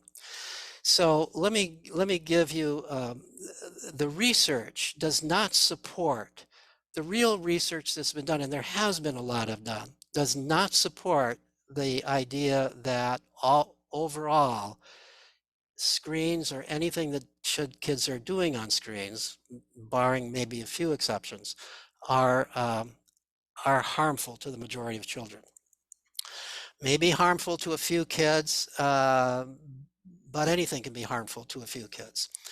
There are many at this point, video games, even social media has been around long enough that I know adults who have grown up who played a lot of video games, who did a lot of social media, who are on screens an enormous amount of the time, who are very happy and healthy adults, and who say that what they were doing on the internet is helpful to them in their career, that they acquired skills, they acquired abilities that have been helpful to them in their career.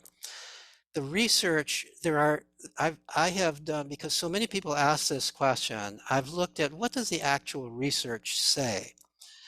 And there have now been a large number of studies looking at correlations between amount of time that a person is spending, either total screen time, which is a kind of a silly measure because screens are used for so many different things. Screens replace books, they have replaced telephones, they've replaced movie theaters, screens are where you learn stuff, so that concept of screen time is kind of a stupid concept, but screen time is still one of those things that people look at and people say, we've got to limit screen time. So then there's the other thing is looking at specific aspects of screens, like how much time are they spending playing video games? How much time are they spending on social media? So there are reviews of studies looking at correlations between total screen time and mental health in young people, looking at total time playing video games and mental health in young people, to be something more specific, and total time on social media and mental health. Review studies and meta-analyses of all the studies that have been done show essentially no correlation. There are a few studies that show a positive relationship between any of these things and mental health. There are a few studies that show negative relationships between these and mental health. It's not clear what differs between the studies that show that. The bulk of the studies, especially those studies with a large number of subjects in it, show either no correlation at all or a very small one. So this got into the public mind, especially a few years ago, when researcher Jean Twenge, who I have always respected, I've used much of her previous research, wrote an article in Atlantic magazine entitled, "Have the iPhone Destroyed a Generation?" This is the kind of scare headline that parents read. This is the kind of thing that leads people to believe that, oh my God, if my child is using the iPhone or using it a lot or using social media a lot, my child is in for trouble. So I read that article. I also read part of the book she wrote. But then I looked at the actual research study that she did, that she keeps citing as the foundation for this claim. So here's the study. Let me describe it. This is typical. So this was a study of 500,000 young people. So this was a huge database. There are these huge databases. You collect all kinds of information through these questionnaires from a huge number of people. And then you can use this database to correlate anything with anything else that you want. So among the questions asked of these 500,000 people that went into this, that any researcher can tap into, were questions about how much time you spend on social media and questions about having to do with mental health, your anxiety, your depression. She found in her study, overall, 500,000 people, no correlation between the two if she was looking at males. If she was looking at females, she found a statistically significant correlation. Now, here's the point I want to make about statistical significance. Statistical significance is not necessarily a measure of how large the effect is. It's a measure of what is the chance that this would have come out just by chance.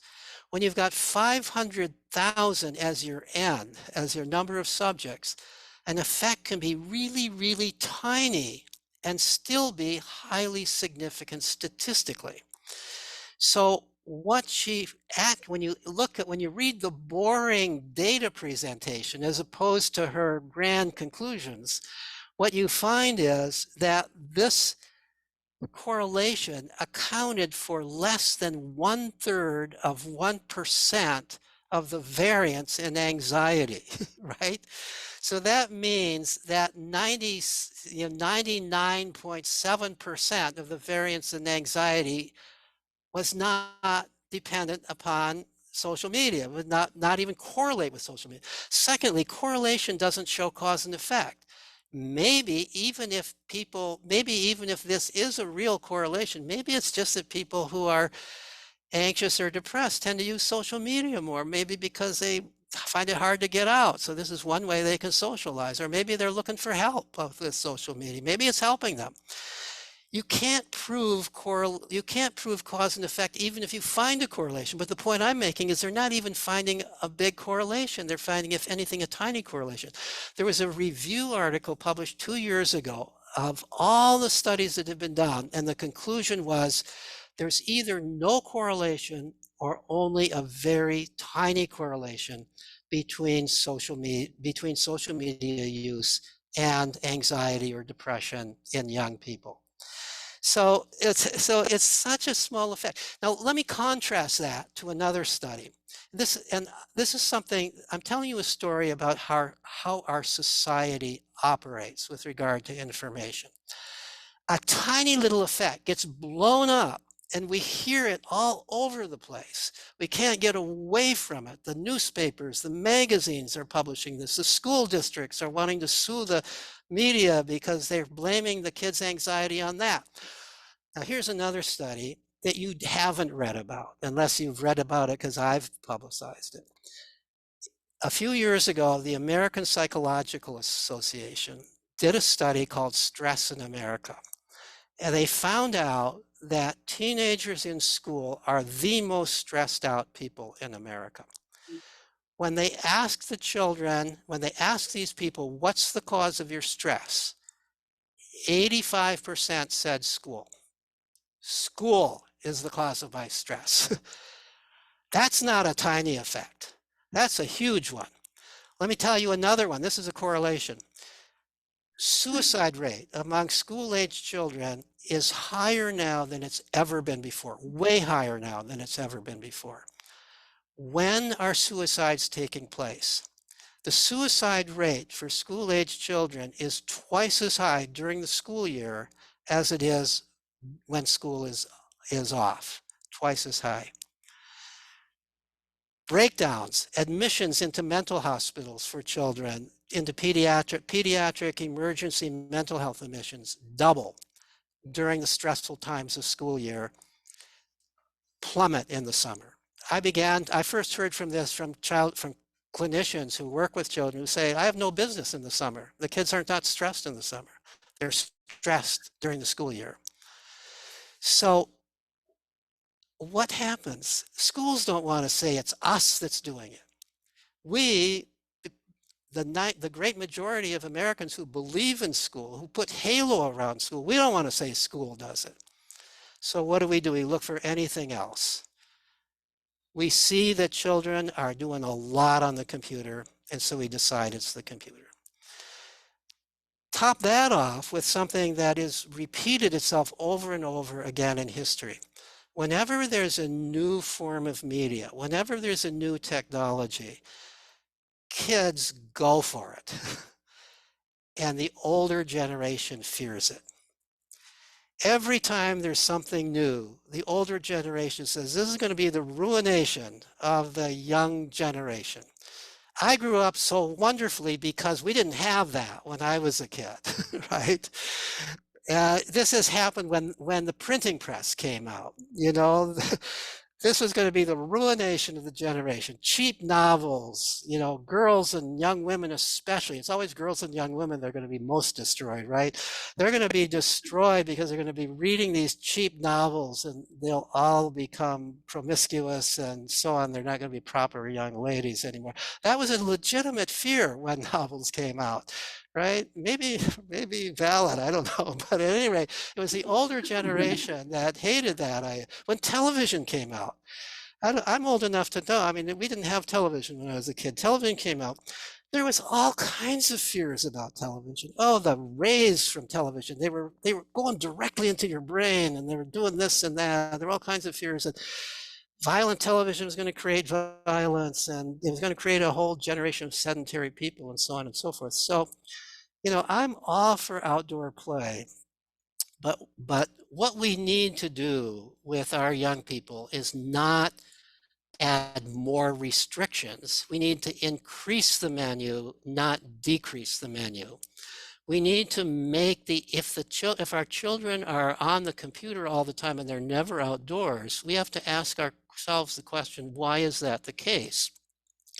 Maybe it's because they're getting a heck of a lot out of the computer, and that's fine. But maybe it's because that's about the only thing they can do where they're really self-directed, where they really don't have some adult telling them what to do, where they really are interacting with other kids in their own kinds of ways.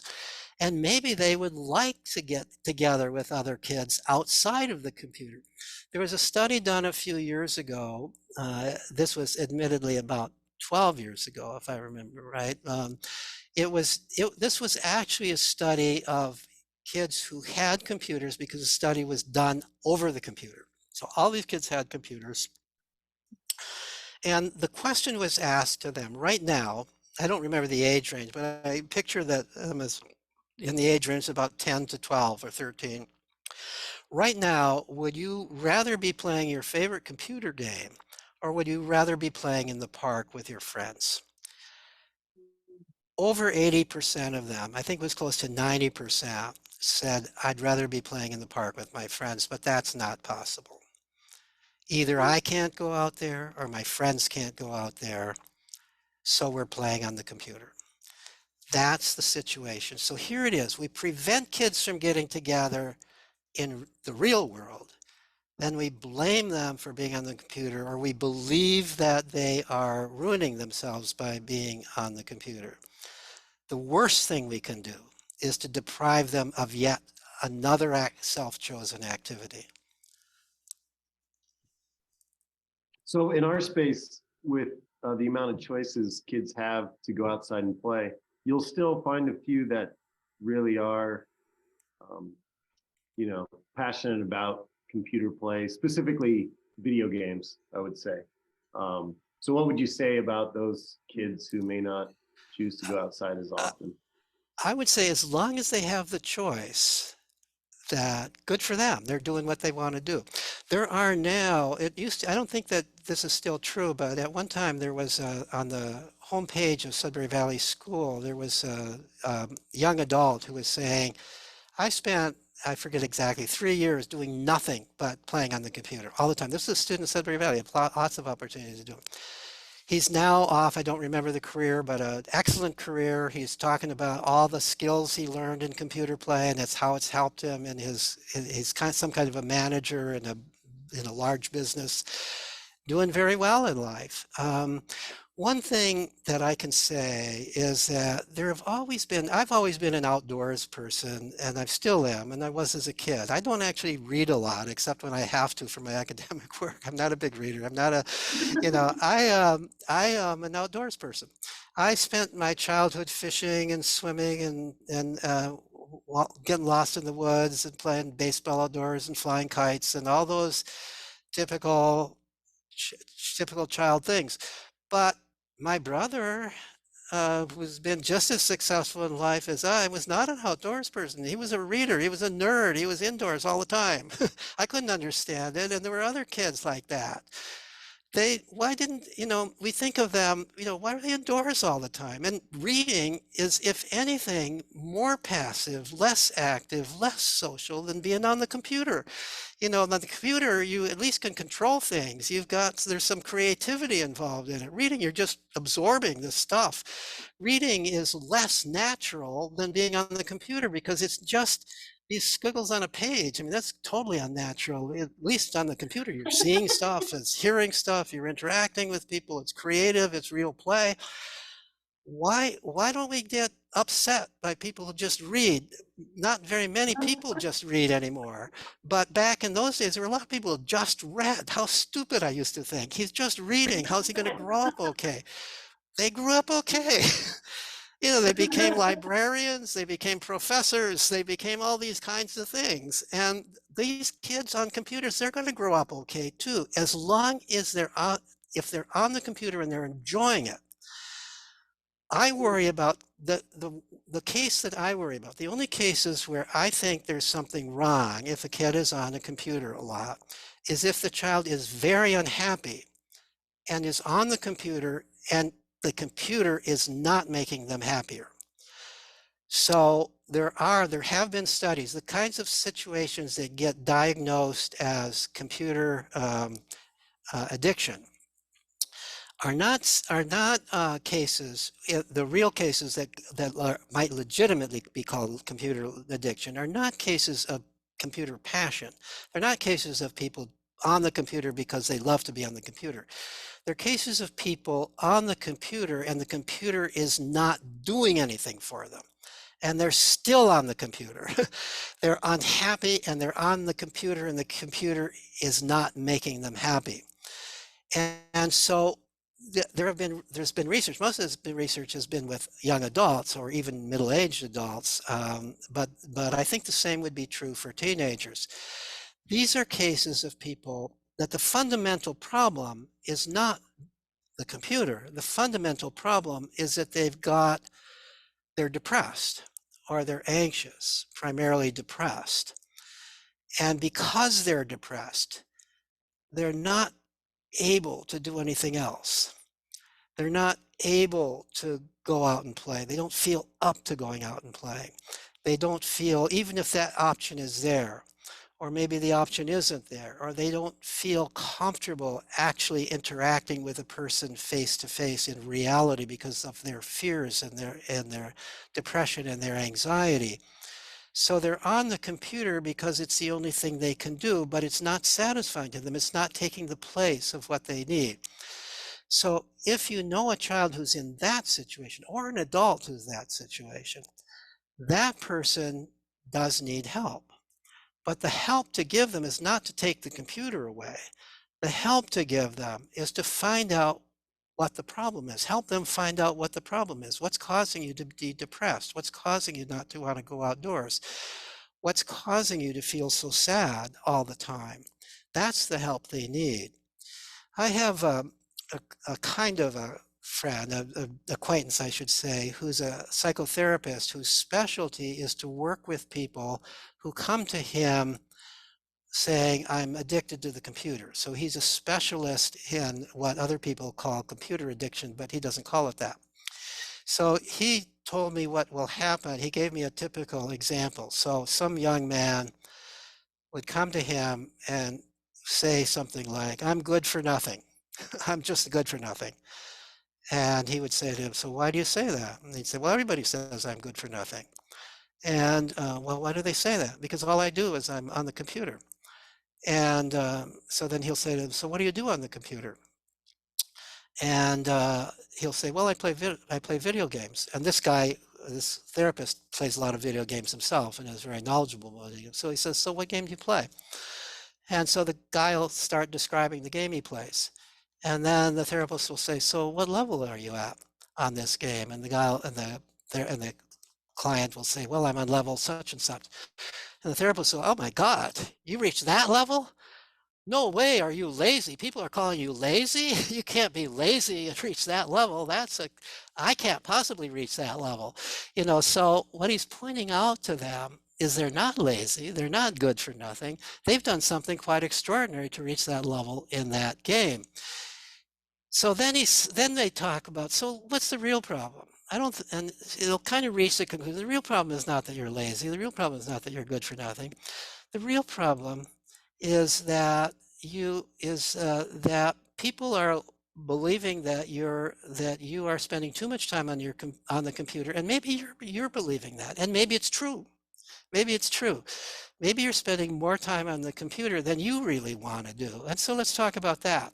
But let's not call it computer addiction. Let's call it a time management problem. And we all have time management problems. We all tend to do things that we want to do more than things that other people think we should be doing. And maybe even more than some of the things that we ourselves think we should be doing. And then, so let's talk about it in those terms. So this is somebody who is bothered himself, partly because other people are bothered by the fact that he's doing computers so much. So the point I'm trying to make is we need to reconceptualize what we think about when we think about kids who are spending, and young adults, and even middle-aged adults who are spending a lot of time on the computer. What are they getting out of it? Are they not getting anything out of it? Are they devoting more time to this than to other activities?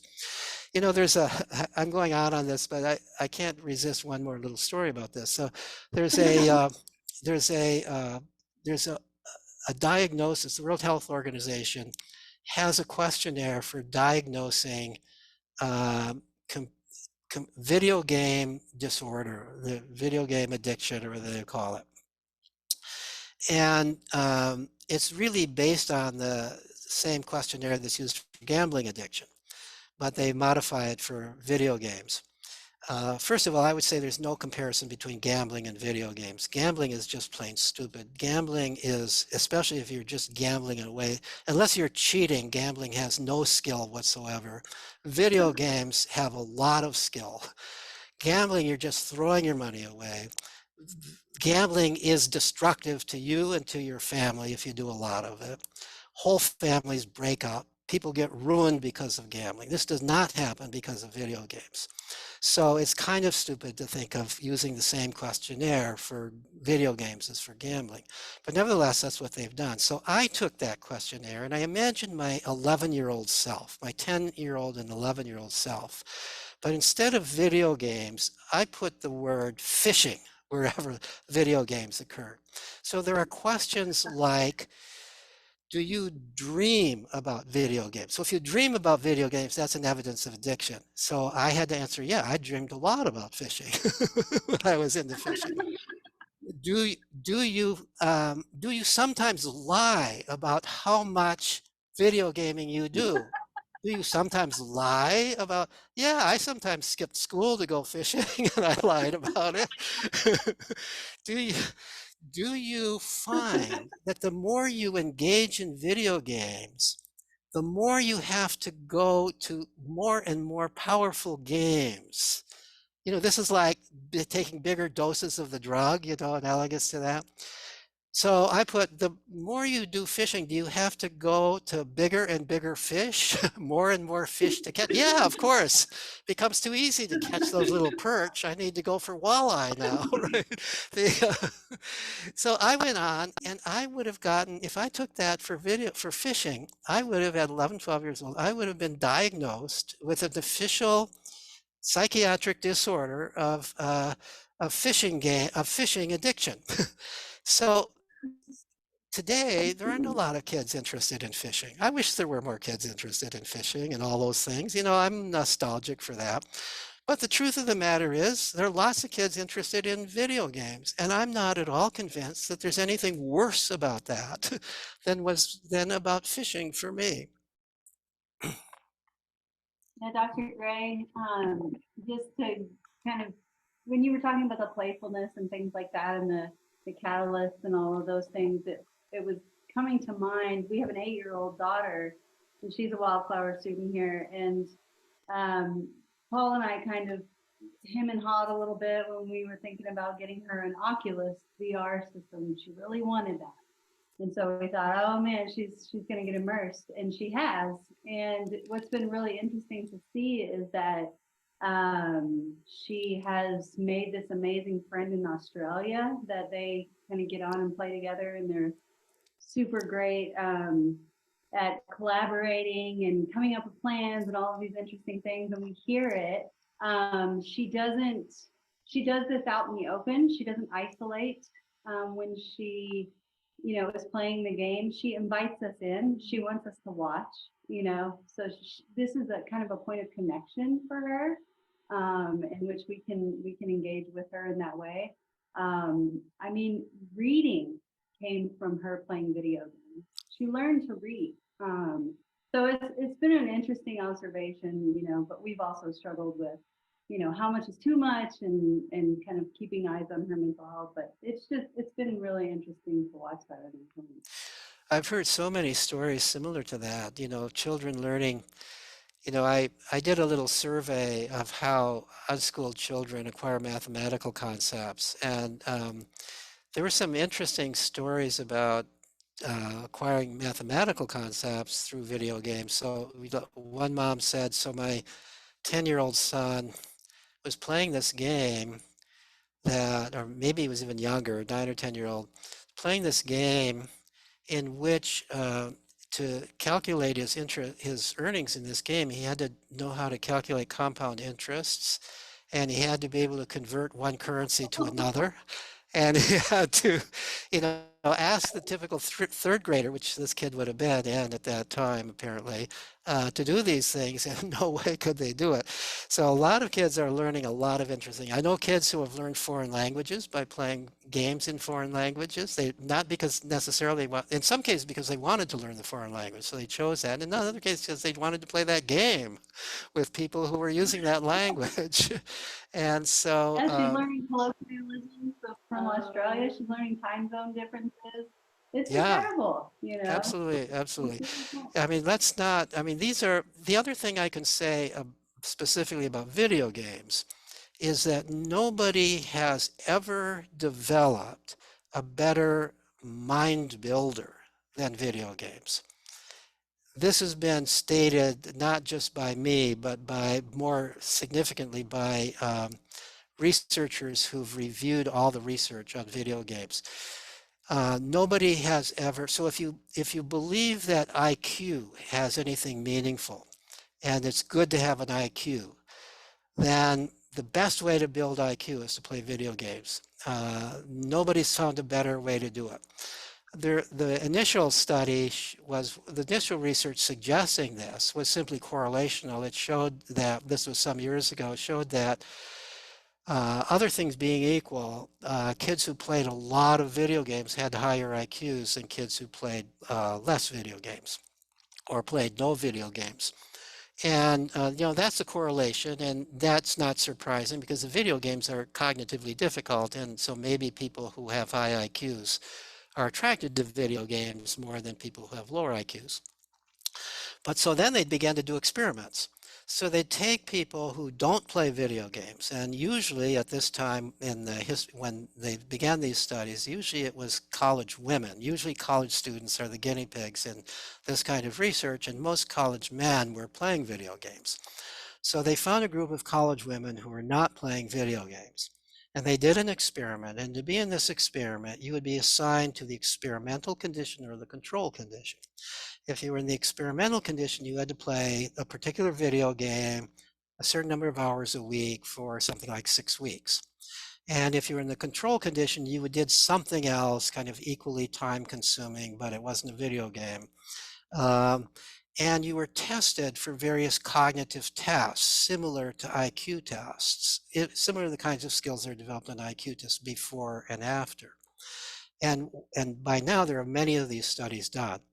And what is found is that those who are playing the video games after those 6-week period are scoring higher on those cognitive tests than they were before. And those who were in the control condition are not scoring higher on those cognitive tests.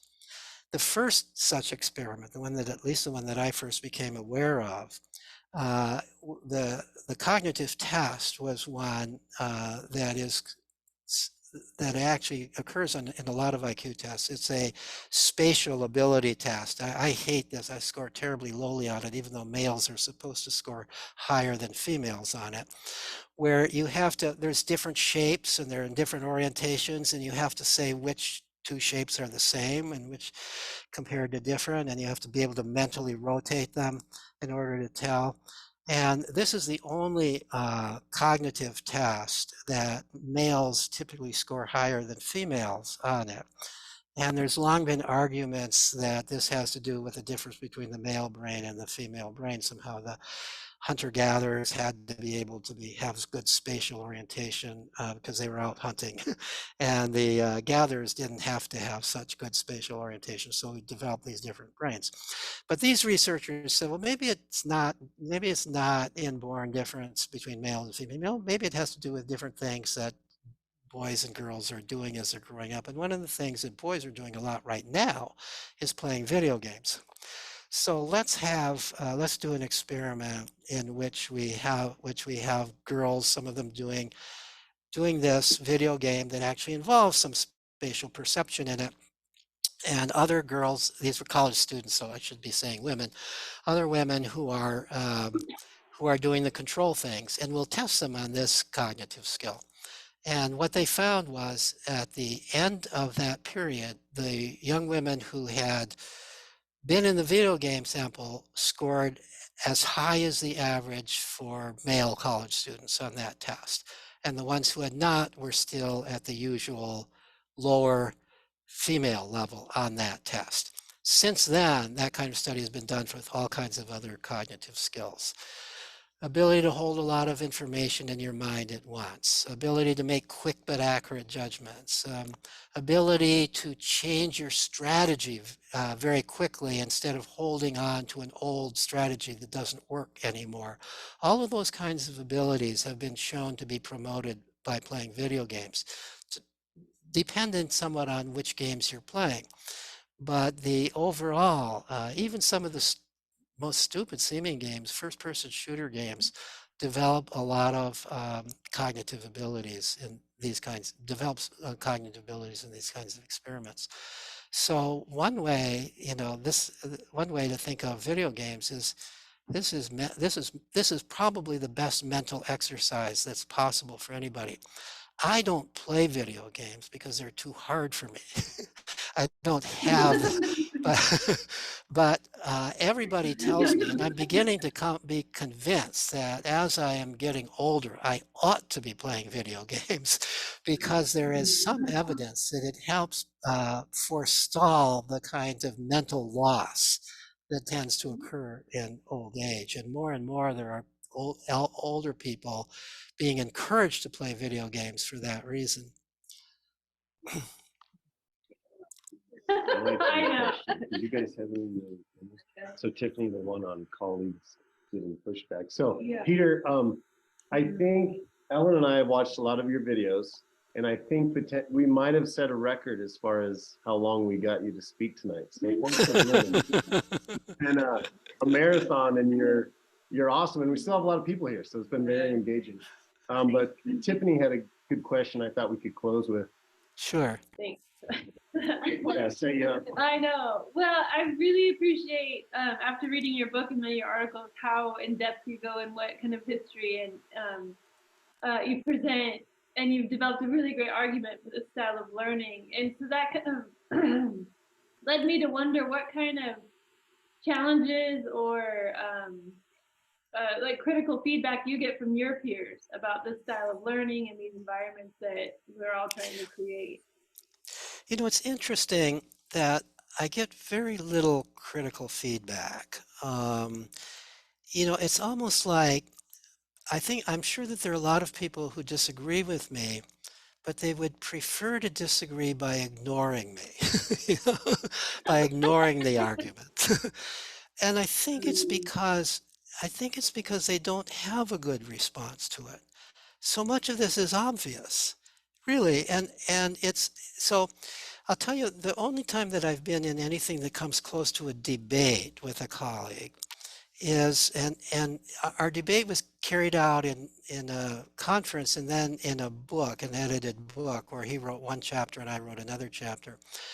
And this is a person who calls himself, who, like I do, an evolutionary psychologist and who specializes in children's learning. And he has long argued from an evolutionary perspective that children's natural ways of learning work for a lot of things, but don't work for the things that we think of as especially important in school. They don't work, he argues, for learning how to read and learning how to do mathematics and learning how to be scientists.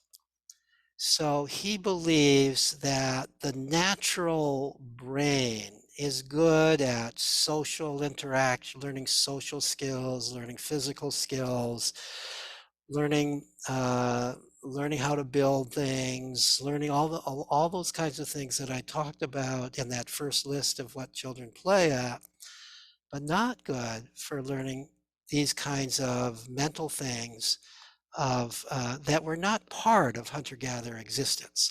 Hunter-gatherers didn't have written language. They didn't have, many of them didn't even have number words in their language, let alone do calculations, didn't have any need for calculations. And and according to him, they didn't do abstract scientific thinking. I think he's clearly wrong on the abstract scientific thinking. I've talked to enough people who studied hunter-gatherers to say they do that a lot. And in fact, there's a book called, by an anthropologist, called Hunting as the Origin of Science, because he talks about all the hypothetical reasoning and discussing and hypothesis testing and so on that goes into tracking, which is an extraordinarily difficult skill in which you have to develop a theory based on your experience with tracking before you. A good tracker can tell from how the blade of grass is bent and various other little cues that you and I would never even notice, can tell what kind of an animal went by, how big the animal was, how fast it was moving, whether it was male or female, amazing abilities, all from the scantest cues. And his argument is that this really is science, that the ability to learn how to do that, and that a lot of discussion, a lot of hypothesis testing goes into that, and that there's no difference between that and modern science. So I think he's wrong about science. But it is true that these cultures don't have written language. But so I have two ways of refuting that. The most powerful way is empirical, simply the observation that I have yet to find anyone involved in self-directed education who hasn't learned how to read. Everybody learns how to read, including those who've been diagnosed with dyslexia. They learn how to read in time, if you give them time and allow them to learn in their own ways. There are countless cases. Most kids learn how to read by the time they're 7 or 8 years old, but some don't learn how to read until later. And many of them learn how to read without any formal training at all. They just pick it up. And that's even more true today than it was in the past. My son, who works at Sudbury Valley, tells me that a lot of my data on learning to read is old-fashioned because kids are learning to read sooner now on average because they're learning to read on the computer. They're communicating by the written word. They're reading words to play their video games and so on and so forth. And so they're learning to read. They're picking it up without even hardly being aware that they're learning to read. They're learning to read almost in the same way that they learned oral language. They're just picking it up as they go along. And at some point they realize, hey, I can read. Some of them ask for a little bit of help, but many of them are just picking up without any help at all. But even those who are asking for help is primarily self-directed. It's self-directed help. In terms of mathematical concepts, the other thing that from a theoretical point, I think that learning to read to most people who are reading specialists and people who teach reading in schools, people who are involved in studies of reading, who are studying it in the typical school environment, think that learning to read is hard. And the reason they think that it's hard is because the way it's taught in school, it is hard. It's a slow and deliberate process. You're trying to get kids to read who aren't particularly interested in reading. You're getting them to read when they don't really have anything meaningful that they want to read. You're getting them to read in this artificial environment, and it is painful and hard. And you get a little progress in one grade, a little more progress in the next grade. And it's so you get the impression, well, you've got to really be a specialist in teaching reading in order to get kids to read. So we begin to think of it as hard. But if you really think about it, what really is hard is learning your native language in the first place. That's way more complicated than learning how to read. That's way more difficult. And yet every child, barring serious brain damage, learns their native language by the time they're a couple of years old. So they're picking it up. They're figuring it out. They are learning it. So why would it be that much more difficult for them to learn Hey, there's another code for this language. I can express this language in this code, these letters, and I can read it through these letters. It's just a simple code. It's not that difficult. One way we know it's not that difficult is there are some kids who learn to read well before they're 4 years old. I got interested in so-called precocious reading because my son was one of them. He was reading little books by the time he was 3. And by the time he was 4, he was reading big books. And we didn't teach him to read. Why did he learn to read? And he wasn't, even though he's my son, I can say he's not brilliant. He's not brilliant in other ways. He's a pretty normal kid. you know, don't let him listen to this. but he, but he learned to read. And when I look back, I could see how he learned to read. So, and why he learned, and maybe why he learned to read. So when he was born, I was a graduate student, and about the only thing I did at home was read. And his mom was a big reader, and she read to him a lot, I have to say that. She wasn't trying to teach him to read, but she read to him a lot. And she read a lot. And so he came into the world, and he looked around in this world. He said, well, it looks like the only thing people do in this world is read. I better learn to read, And so as I look back on it and I think back on it, he used us to learn how to read. So we would carry him when he was just a baby. We'd carry him on our backs in a backpack, in a back carrier, and he could look over. If I was carrying, he could look over my shoulder and see whatever I saw.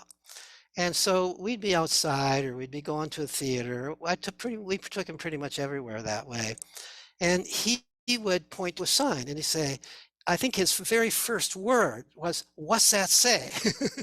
And he wanted to know what that sign said. So I would read it and say, exit. It says exit. So his first word in reading, his first sight word was exit. And then he would ask about other signs. And at the breakfast table, he'd point to words on the cereal box. What's that say? And he would get us to tell him what that said. Pretty soon, he had a pretty large sight vocabulary. Somehow from that, he figured out the phonics. And I don't know how that happened, but when I first discovered that he could read beyond sight words, it wasn't just that he memorized certain sight words, that he could actually read phonetically. We were visiting a town square in New England when we were thinking of moving up here to Massachusetts. So he was just barely 3 years old, and he looked at the sign on a Civil War monument, and he came over to me and he said, "Why would men fight and die to save an onion? Why would men fight and die to save an onion?" He was reading the word union phonetically. He had never seen the word union, but nor had, as far as I know, had he seen the word onion, but he was reading it phonetically. If you read that word phonetically, it's onion. So somehow he had induced the rules of phonetics. Now, that shouldn't be terribly surprising. Children induce the rules of grammar by the time they're 2 or 3 years old. So why shouldn't they be able to induce the rules of phonetics in the same way as they're picking up language? Now, not all children learn to read that early. Only about 1% of children learn to read that early. But it's amazing that 1% do. And the studies of that 1% are pretty similar to what we observed with our child. It's not that the parents are pushing reading, it's that the child is pushing reading on himself. I think there's a big variation in when children learn to read, and that variation, in my opinion, does not have primarily to do with brain development. It primarily has to do with engagement, with interest. Some children, for whatever reason, get interested in reading when they're really little. Some children, for whatever reason, don't get interested in reading until much later on. Whenever a child is interested in learning to read, they will learn to read. But that's the primary, that has to come, the interest has to come. And then they get immersed in reading, and then they will teach themselves to read very, very quickly. It's when we try to force children to read who aren't interested in it that reading is hard. But I would argue that's true for everything, but it's as true for reading as for anything else. All right. Peter, thank you so much. Where can people follow you to continue to see your work that you've done, and I imagine what you'll be doing in the future, perhaps? So I do a blog for Psychology Today. I put that on the bottom of the handout, and you can find on that blog, the link to it is on that blog. You can find on that blog something like 215 essays that I've written on these various topics, in which I refer to academic research on these topics. If you're interested in some of my academic research articles on these topics, if you go to the author page of my blog, and I also put the link to that on the handout, then you can download PDFs of some of my articles there. You can also find on the internet a lot of talks I've given, including a couple of TEDx talks. Just Google Peter Gray, TEDx, and so on. So there's a lot of ways to access some of the things that I've done. Okay. Well, you've been extremely generous with your time. We really appreciate it. Thank you so much. Well, you can tell I like to talk about these things. So. Yeah, great. We hope you have a great 2023. Thank you, and you all too had great success for yourselves and for the school that you're involved in. Thank you for your time. Thanks so much. Bye bye. Yeah.